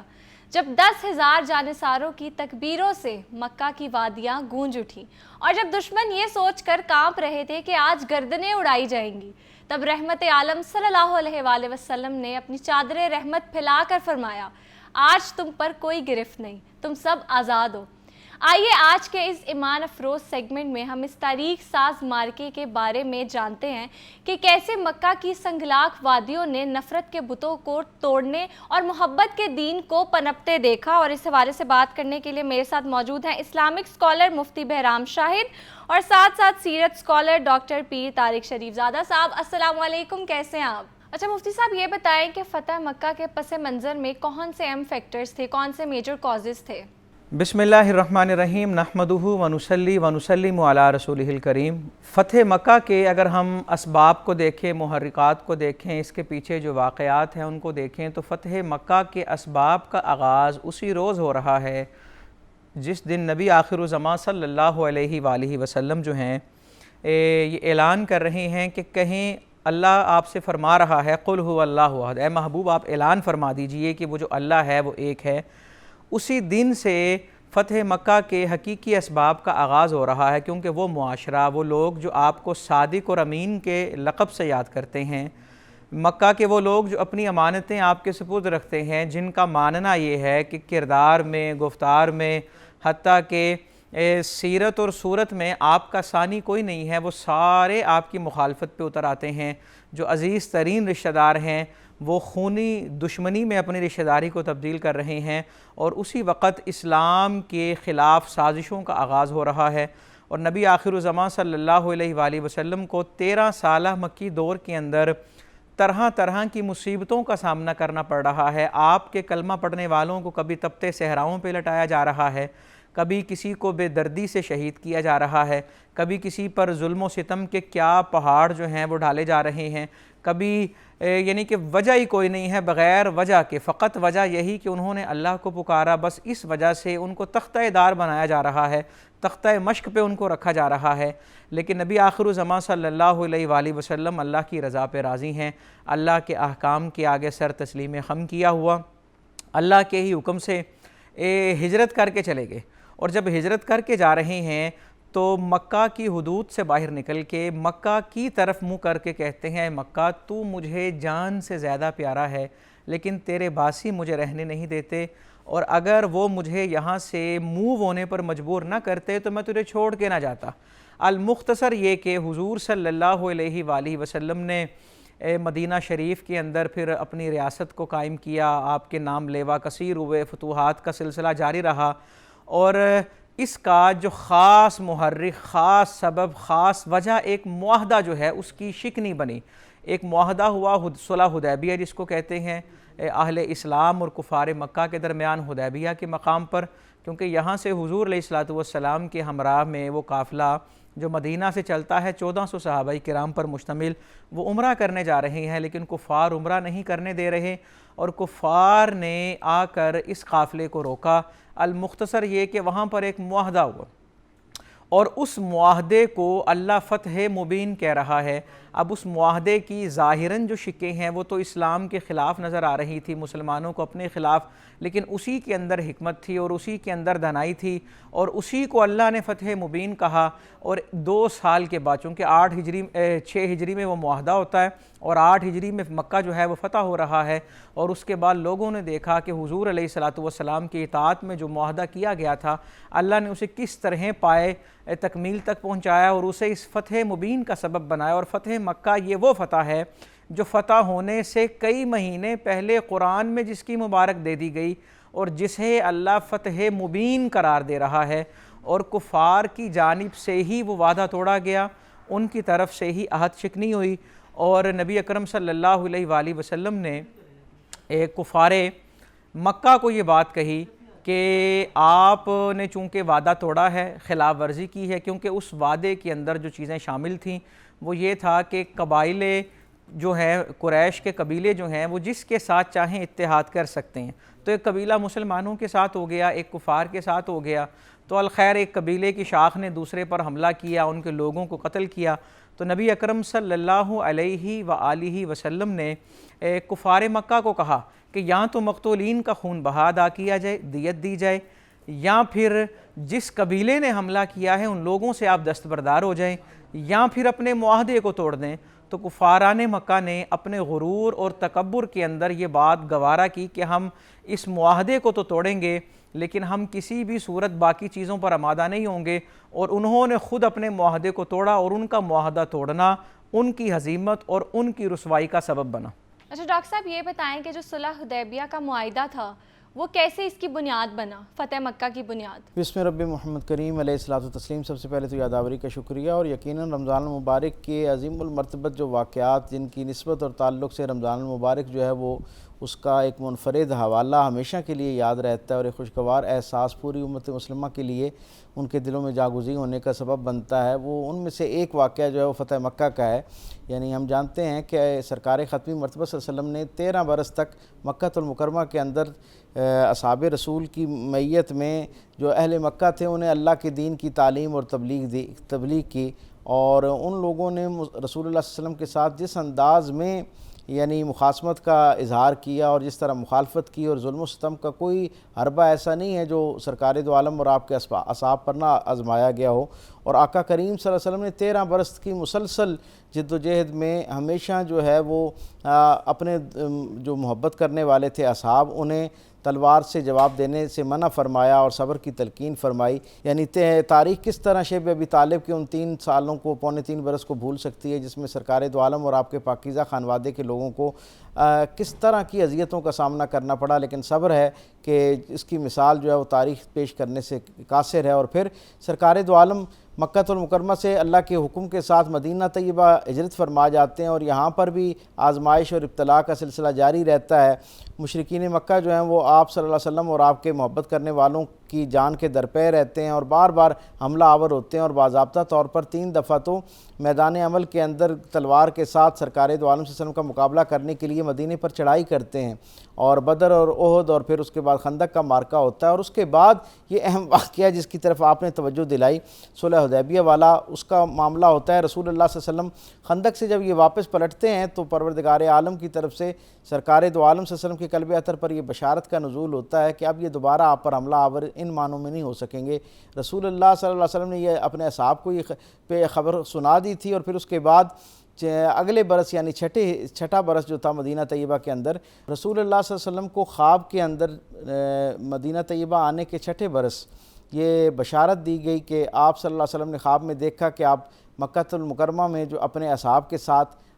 حج کے لیے، عمرے کے لیے جو ہے وہ تشریف لے گئے ہیں، اور حضور نے یہ خوشخبری اصحاب کو بتائی اور کہا کہ اس کی تعبیر یہ ہے کہ ہم یہاں سے عمرے کے لیے رخت سفر باندھتے ہیں۔ تاریخ بتاتی ہے کہ 1400 اصحاب کی معیت میں سرکار دو عالم صلح حدیبیہ کے لیے تشریف لے جاتے ہیں عمرے کے لیے، اور پھر عالم یہ ہوتا ہے کہ سرکار ختمی مرتبہ صلی اللہ علیہ وسلم جب وہاں اس کے قریب پہنچتے ہیں تو اہل مکہ جو ہے انہیں ایک خدشہ لاحق ہو جاتا ہے، اور وہ آپ کا راستہ روکنے کے لیے آ جاتے ہیں، اور کچھ تو خون کے آثار بننا شروع ہو جاتے ہیں۔ اب سرکار دو عالم صلی اللہ علیہ وسلم تو کیونکہ خالصتاً عبادت کی نیت سے وہاں گئے تھے، اس لیے 1400 اصحاب تھے، اور ان کے پاس بھی صرف اپنی حفاظت کا جو ہے وہ اسلحہ موجود تھا۔ سرکار دو عالم نے انہیں کہا کہ ہم ایک نیک اور پاکیزہ ارادے کے ساتھ آئے ہیں، اس لیے ہمارا جنگ کا کوئی ارادہ نہیں ہے، ہمارا راستہ چھوڑ دیا جائے تاکہ ہم کعبۃ اللہ کی زیارت کر سکیں۔ لیکن طے یہ ہوا مختصراً یہ کہ پھر ایک معاہدہ طے ہوا کہ اس برس سرکار دو عالم اپنے اصحاب کے ساتھ واپس چلے جائیں گے، اور اگلے برس جو ہے وہ آنے کی گویا اجازت ہوگی، اور اگلے برس جو ہے وہ رسول اللہ صلی اللہ علیہ وسلم آ جائیں۔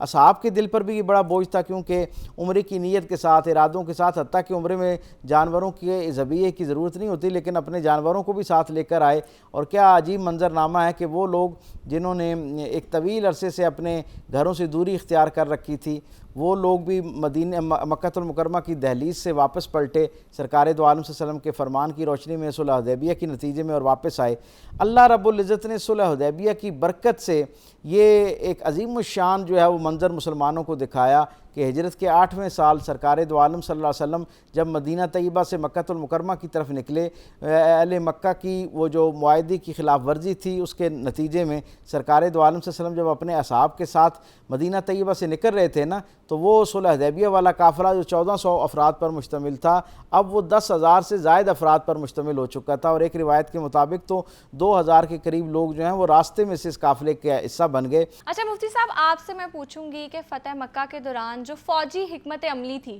وہ آپ صلی اللہ علیہ وآلہ وسلم نے کیسے ترتیب دی؟ جی بلا شبہ کوئی بھی کام جس کو خیر و عافیت کے ساتھ تکمیل تک پہنچانا ہو اس کے لیے حکمت عملی جو ہے وہ ریڑھ کی ہڈی رکھتی ہے، جو اسٹریٹجی اپنائی جاتی ہے، پلاننگ کی جاتی ہے، منصوبہ بندی کی جاتی ہے، مشاورت کی جاتی ہے، اسی مشاورت کی بیس پہ آگے چل کے انسان کے معاملات خیر و عافیت سے جاتے ہیں، اور اسی حکمت کو بنانے کا مقصد ہوتا ہے پلان اے تیار ہوتا ہے، پلان بی تیار ہوتا ہے، ہر ایک کی اپنی رائے شامل ہوتی ہے، تمام لوگوں کی آراء کا لحاظ رکھا جاتا ہے جس سے وہ موٹیویٹ بھی ہوتے ہیں اور ان کے اندر مزید حوصلہ جو ہے وہ پیدا ہوتا ہے۔ اور فتح مکہ کے حوالے سے حضور علیہ الصلوۃ والسلام نے تمام سے مشاورت کی، اور تمام سے مشاورت کر کے جو چیزیں طے ہوئیں وہ یہ تھا، سب سے بنیادی چیز اس کے اندر جنگی تیاری کے ساتھ، جنگی ساز و سامان تیار کرنے کے ساتھ سب سے بنیادی اور اہم چیز یہ تھی کہ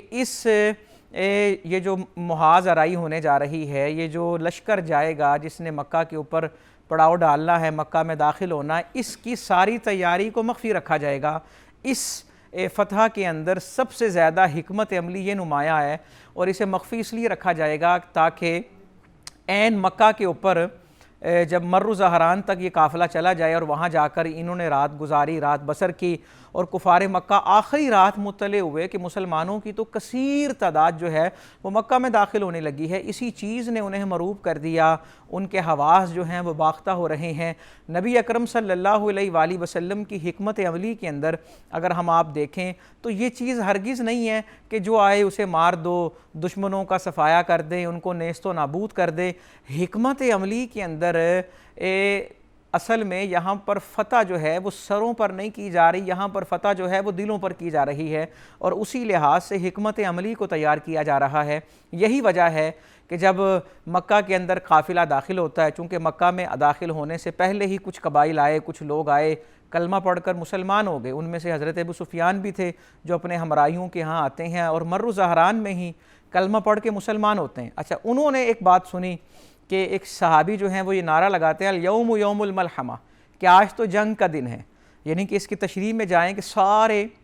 جتنے ظلم و ستم انہوں نے کیے ان سب کا بدلہ آج ہو جائے گا۔ لیکن نبی آخر الزماں صلی اللہ علیہ وآلہ وسلم کے کانوں میں جب یہ آواز آتی ہے، آپ فرماتے ہیں نہیں، الیوم یوم المرحمہ، آج جنگ کا دن نہیں، آج رحمت کا دن ہے۔ کیا شاندار حکمت عملی ہے کہ فاتحانہ انداز میں داخل ہو رہے ہیں، سواری پہ سوار ہیں لیکن سر بلند ہونے کی بجائے جھکے ہوئے ہیں، تلواریں نیام کے اندر ہیں، اور وہاں آ کر جس انداز میں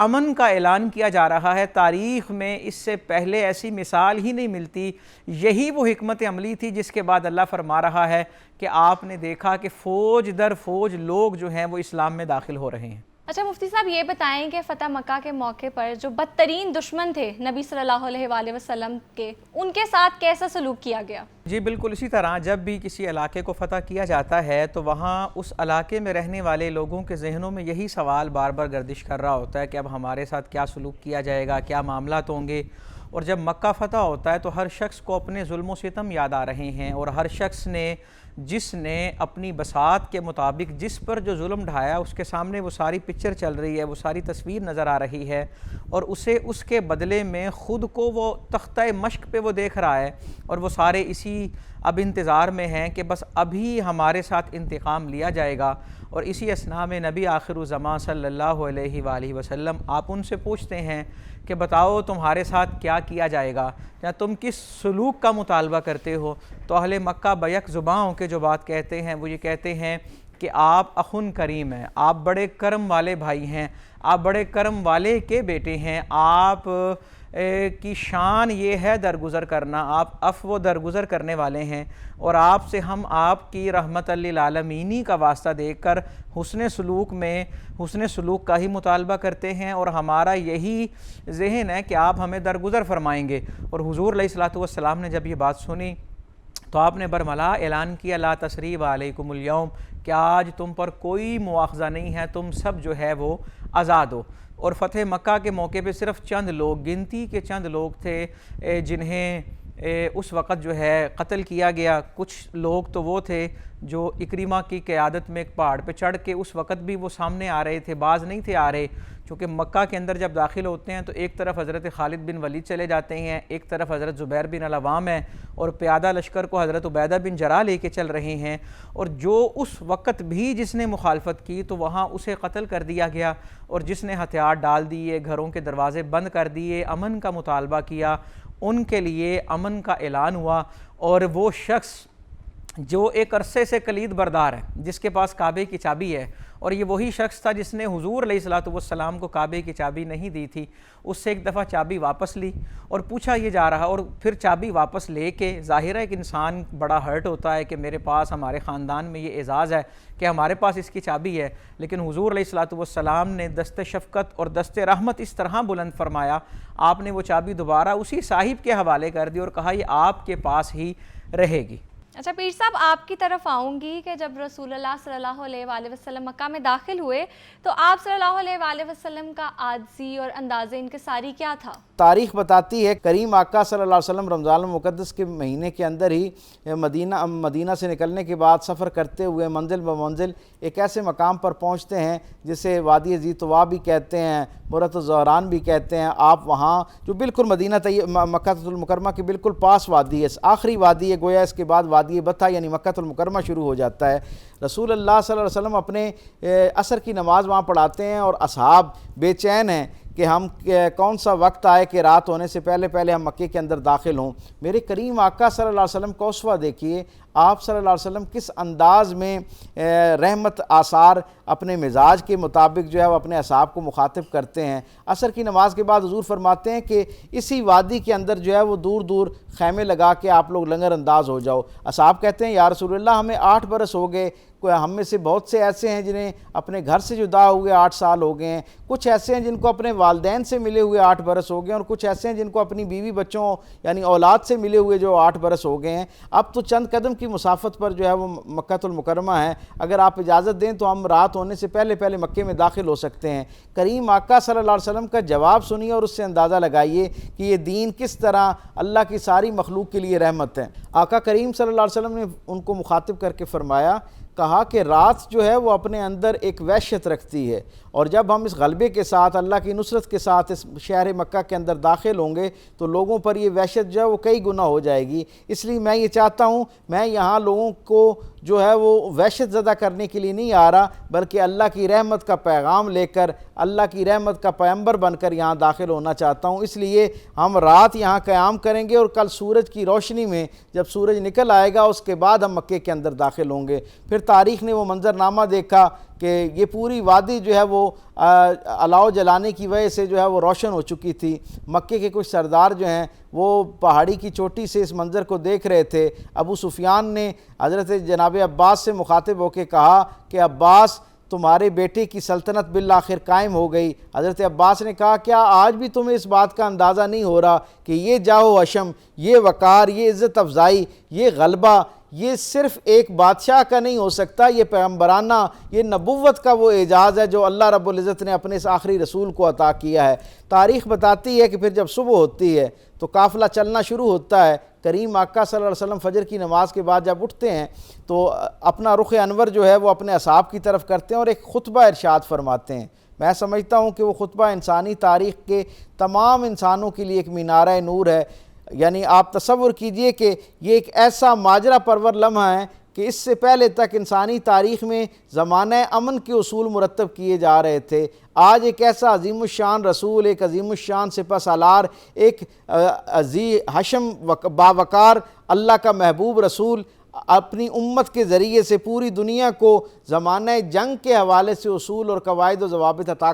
کرنے جا رہا ہے۔ رسول اللہ صلی اللہ علیہ وسلم نے اپنے اصحاب کو کہا مجھے اس بات کا اندازہ ہے کہ تمہیں اہل مکہ نے کتنا ستا رکھا ہے، انہوں نے تم پر 13 برس مدینہ طیبہ جانے سے پہلے کس انداز میں ظلم و ستم توڑے ہیں، اور پھر مدینہ آ کر بھی کس طرح انہوں نے تمہارے لیے زندگی کے آثار کو محدود کرنے کی کوشش کی ہے، لیکن آج اللہ نے ہمیں یہ جو نصرت عطا کی، ہمیں یہ جو فتح عطا کی ہے، اس کا پروردگار عالم کی طرف سے شکرانے کے طور پر ہمارا رد عمل یہ ہونا چاہیے۔ حضور نے فرمایا کہ جب اس شہر میں داخل ہونا ہے نا تو یہ ذہن میں رکھنا ہے کہ یہ امن کا شہر ہے، اللہ کو اس شہر کی حرمت بڑی پیاری ہے، اس میں کعبۃ اللہ موجود ہے، اس میں شعائر اللہ، اللہ کی نشانیاں موجود ہیں۔ حضور فرماتے ہیں جب اس شہر کے اندر داخل ہونا ہے نا تو اس انداز میں داخل ہونا ہے کہ جو آدمی اپنے اس شہر کے کسی بوڑھے کے اوپر ہاتھ نہیں اٹھانا ہے، ان کے بچوں پر ہاتھ نہیں اٹھانا ہے، ان کی خواتین پر ہاتھ نہیں اٹھانا ہے، جو اپنی آنکھیں نیچی کر لے اس کے اوپر ہاتھ نہیں اٹھانا، جو اپنے تلوار کو نیام کے اندر کر لے اس پر ہاتھ نہیں اٹھانا، جو حکیم بن حزام، ابو سفیان یا کعبۃ اللہ کے اندر پناہ لے اس پر ہاتھ نہیں اٹھانا، حتیٰ کہ کوئی شخص اپنے گھر کو اندر سے کنڈی لگا لے اور اس کو بند کر لے، مکفل کر لے تو اس پر بھی ہاتھ نہیں اٹھانا، اس کے لیے بھی امان ہے اس شان کے ساتھ۔ اور پھر اگلا فقرہ میرے کریم آقا نے فرمایا، حضور نے کہا اس شہر کے اندر داخل ہونے کے 8 راستے ہیں۔ حضور فرماتے ہیں اس شہر کے اندر ہم جس وقت داخل ہونے جا رہے ہیں باغات کے اندر کھجوروں کے پکنے کا موسم ہو چکا ہے۔ حضور فرماتے ہیں اس احتیاط کے ساتھ داخل ہونا ہے کہ نہ کسی درخت کو کاٹنا ہے، نہ کسی کھجور کے گوشے کو جو ہے وہ منقطع کرنا ہے، اور اس انداز میں اندر داخل ہونا ہے کہ 8 کے 8 راستے جو ہیں ان کی حرمت بھی پامال نہ ہو، یعنی ان راستوں کو جو ہے انہیں بھی منقطع نہیں ہونے دینا۔ اچھا مفتی صاحب یہ بتائیں کہ کیسے اس واقعے سے ہمیں سبق ملتا ہے معافی کا، برداشت کا اور اخلاق کا؟ فتح مکہ کے اندر ہمارے لیے جو چیزیں بطور سبق ہمیں ملتی ہیں، برداشت ہے، ہمارے اندر اخلاق جو ہیں وہ اعلیٰ ہونے چاہیے۔ انسان معاشرے کے اندر دنیاوی طور پہ کہتا ہے کہ جنگ میں سب جائز ہوتا ہے، لیکن فتح مکہ کا عظیم معرکہ بتا رہا ہے کہ جنگ میں بھی سب جائز نہیں ہوتا، اور جنگ کے بھی اصول ہوتے ہیں، اور اصل فاتح وہ نہیں ہوتا جو لوگوں کی سروں پہ راج کرے، اصل حکمران وہ ہوتا ہے جو لوگوں کے دلوں پہ راج کرتا ہے۔ لوگوں کو قید کر لینا یہ کمال نہیں ہے، بلکہ اس اخلاق کا مظاہرہ کیا جائے کہ لوگ خود اس قید میں مبتلا ہو جائیں اور لوگ خود کہیں ہم نے آپ کو چھوڑ کے نہیں جانا۔ اور یہی وجہ ہے حضور علیہ الصلوۃ والسلام کے اخلاق کریمانہ اور آپ کے حسن اخلاق اور آپ کی اس کمال درجے کی جو برداشت تھی، چونکہ مکہ کے وہی لوگ تھے جنہوں نے مکہ میں شیب ابی طالب میں گزارا، جن کی وجہ سے لہو لہان بھی کئی اصحاب کو کیا گیا، قتل بھی کیا گیا، لیکن حضور علیہ الصلوۃ والسلام نے اس کھلے دل سے خندہ پیشانی سے معاف فرمایا کہ کسی کو بھی اس کے سابقہ گناہ کی وجہ سے آر نہیں دلائی جا رہی، اور حضور علیہ الصلوۃ والسلام نے بڑے اخلاق کا مظاہرہ کرتے ہوئے، اور صرف فتح مکہ کے موقع پر نہیں بلکہ اس وقت کچھ لوگ روپوش ہو گئے اور بعد میں وہ آ رہے ہیں اور حضور کے بارگاہ میں معافی کے طلبگار ہیں، اور آپ تمام کو معاف فرما رہے ہیں بغیر کسی مناقشے کے، بغیر کسی مواخذے کے۔ جس نے معافی مانگی آپ نے معاف فرما دیا۔ علامہ اقبال نے کیا خوب کہا کہ نہ کہیں جہاں میں اما ملی، جو اما ملی تو کہاں ملی، میرے جرم خانہ خراب کو تیرے عفو بندہ نواز میں۔ اچھا پیر صاحب آپ سے پوچھوں گی، آج کل ہم دیکھتے ہیں رشتوں میں اتنی نفرتیں ہیں، لڑائیاں جھگڑے یہ سب ہیں، لوگ ایک دوسرے کو معاف نہیں کرتے۔ تو جو فتح مکہ تھی اس موقع پر ہم نے دیکھا کہ آپ صلی اللہ علیہ وسلم نے اپنے بدترین دشمنوں کو بھی معاف کیا، جیسے مفتی صاحب نے ابھی بتایا۔ تو بتائیں اس کے بعد جو وہاں کے لوگ تھے، کفار تھے، ان کے دلوں میں اسلام کے بارے میں کیا آئیڈیا آیا؟ کیسے ان کے دل ایک دم سے چینج ہو گئے اسلام کو لے کے؟ اسی منظرنامے میں ایک بہت خوبصورت منظرنامہ وہ بھی ہے، تاریخ اسے کیسے بھول سکتی ہے، کہ جب کریم آقا صلی اللہ علیہ وسلم مدینہ طیبہ سے نکل رہے تھے نا، تو راستے کے اندر ایک پڑاؤ کے دوران حضور نے دیکھا کہ تھوڑی مسافت کے اوپر ایک کتیا جو ہے اس نے اپنے بچوں کو جو ہے وہ افزائش کی، ان کو پیدا کیا اور ان کو ابتدائی دنوں کی نگہداشت دے رہی ہے، ان کو دودھ پلا رہی تھی۔ حضور کا قافلہ ظاہر ہے 10,000 افراد پر مشتمل تھا، ان کی ہیبت کی وجہ سے وہ پریشان ہو کر گھومنا شروع ہو گئی۔ سرکار دو عالم صلی اللہ علیہ وسلم اللہ کے گھر مکہ المکرمہ کو بتوں سے پاک کرنے کے لیے اس عظیم مشن پر جا رہے ہیں، لیکن آقا کریم کا اسوہ کیا کہتا ہے؟ حضور نے اپنے ایک صحابی حضرت جبیر بن سراقہ کو بلایا اور کہا کہ آپ نے یہاں کھڑے رہنا ہے، اس قافلے کو فاصلے سے گزارنا ہے، اور اس وقت تک آپ نے یہاں رہنا ہے جب تک یہ پورا قافلہ نہ گزر جائے. جب پورا قافلہ بحفاظت گزر جائے اور یہ کتیا اور اس کے بچے جو ہیں وہ اپنے آپ کو محفوظ محسوس کرنا شروع کریں تو پھر آپ نے قافلے کو آ کے ملنا ہے. اور پھر اگلے منظر پر ہم دیکھتے ہیں جب وادی ذی طویٰ کے اندر مرۃ الزہران کے اندر سرکار دو عالم لنگر انداز ہوتے ہیں, اور لنگر انداز ہونے کے بعد اگلی صبح جب سرکار صلی اللہ علیہ وسلم جو ہے وہ مکے کی طرف روانہ ہونے لگتے ہیں تو کیا دیکھتے ہیں کہ ایک صحابی جو ہیں انہوں نے ایک چڑیا کے بچے جو ہیں ان کو اٹھا لیا اس کے گھونسلے میں سے. وہ چڑیا بے چین ہو کر اصحاب کے سروں کے اوپر جو ہے وہ سفر کرنا شروع کر دیتی ہے, اڑنا شروع کر دیتی ہے. تو رسول رحمت صلی اللہ علیہ وسلم کا دل جو ہے وہ مغموم ہو جاتا ہے. آپ اپنے اصحاب میں سے کچھ کی وہاں ڈیوٹی لگاتے ہیں اور کہتے ہیں کہ یہ اس کے بچے اس کو واپس کریں, اور اصحاب کو کہتے ہیں کہ ایک طویل فاصلہ طے کر کے لگ بھگ آج کی تاریخ میں جو اس کے نقوش ملتے ہیں ان میں کوئی 1 میل کا فاصلہ اضافی طے کروا کے سرکار کہتے ہیں کہ یہاں سے گزریں تاکہ یہاں موجود جو پرندے ہیں وہ اپنے آپ کو محفوظ محسوس کر سکیں. اور پھر تاریخ یہ بتاتی ہے کہ کریم آقا جب مکے کے اندر داخل ہوتے ہیں کہ آپ کا سر اقدس جو آپ کے سر اقدس کے اوپر جو ہے وہ ایک یمنی چادر کا امامہ کالا موجود ہے, اور آپ کا سر نیاز جو ہے وہ اپنی اونٹنی کے کوہان کے ساتھ بار بار لگتا ہے. اور آپ کیا فرما رہے ہیں؟ العظمت للہ, الکبر للہ, بڑائی اللہ کے لیے ہے, فخر اللہ کے لیے ہے. اچھا مفتی صاحب یہ بتائیں کہ جو آج کا دور ہے, جو ہماری آج کی لائف ہے, آج کی جو ہماری روٹین ہے یا ڈیلی لائف ہے, جو بھی ہے, جو بھی چل رہا ہے, اس میں ہم کیا جو عملی سبق ہے وہ لے سکتے ہیں اس واقعے سے؟ آج کے دور میں ہم سب فتح مکہ کو مد نظر رکھتے ہوئے بہت سی چیزیں سیکھ سکتے ہیں. نمبر 1 یہ کہ قائد کی اتباع کتنی ضروری ہے, کہ جن کے پیچھے کھڑے ہونا ہے, امام کو فالو کرنا ازحد ضروری ہے, اور امام کی حکمت عملی سمجھ آ رہی ہے یا نہیں آ رہی اسے دل و جان سے تسلیم کرنا ہے. اور تیسرے نمبر پہ آپس کی مشاورت بہت ضروری ہے. اور چوتھے نمبر پہ ہمیں یہ بات سمجھ آتی ہے کہ ضروری نہیں ہوتا کہ ہر مسئلے کا حل لڑائی ہی ہو, بعض اوقات مسئلے جو ہیں وہ لڑائی کے بغیر بھی حل ہو جاتے ہیں. اور یہاں سے ہمیں یہ بات سمجھ آ رہی ہے بڑا سپہ سالار وہ نہیں جس نے ہاتھ میں تلوار بلند کی ہو, بڑا سپہ سالار وہ بھی ہو سکتا ہے جس کی تلوار نیام میں ہے اور اس کا سر اتنا جھکا ہوا ہے کہ اونٹ کی کوہان سے لگ رہا ہے, اور جو اس انداز سے داخل نہیں ہو رہے کہ پہلے لوگ جیسے کہا کرتے تھے کہ عین المبارز کی صدائیں نہیں لگا رہے کہ ہمارے مقابل کا کوئی ہے تو سامنے آئے, بلکہ انتہائی عاجزی کا مظاہرہ کر رہے ہیں, اور زبان پر الحمدللہ اور اللہ کا شکر جو ہے وہ جاری ہے. اور اس بات کی خوشی محسوس ہو رہی ہے کہ کعبے کو اس کی عزت جو ہے وہ بحال کرا دی گئی. یعنی کہ اس سارے سینیریو کے اندر ہم اس دور کے اندر بہت ساری چیزیں اپنے اوپر اپنا سکتے ہیں. وہ یہ ہے کہ بدلہ, یعنی کہ آخری بات اور اس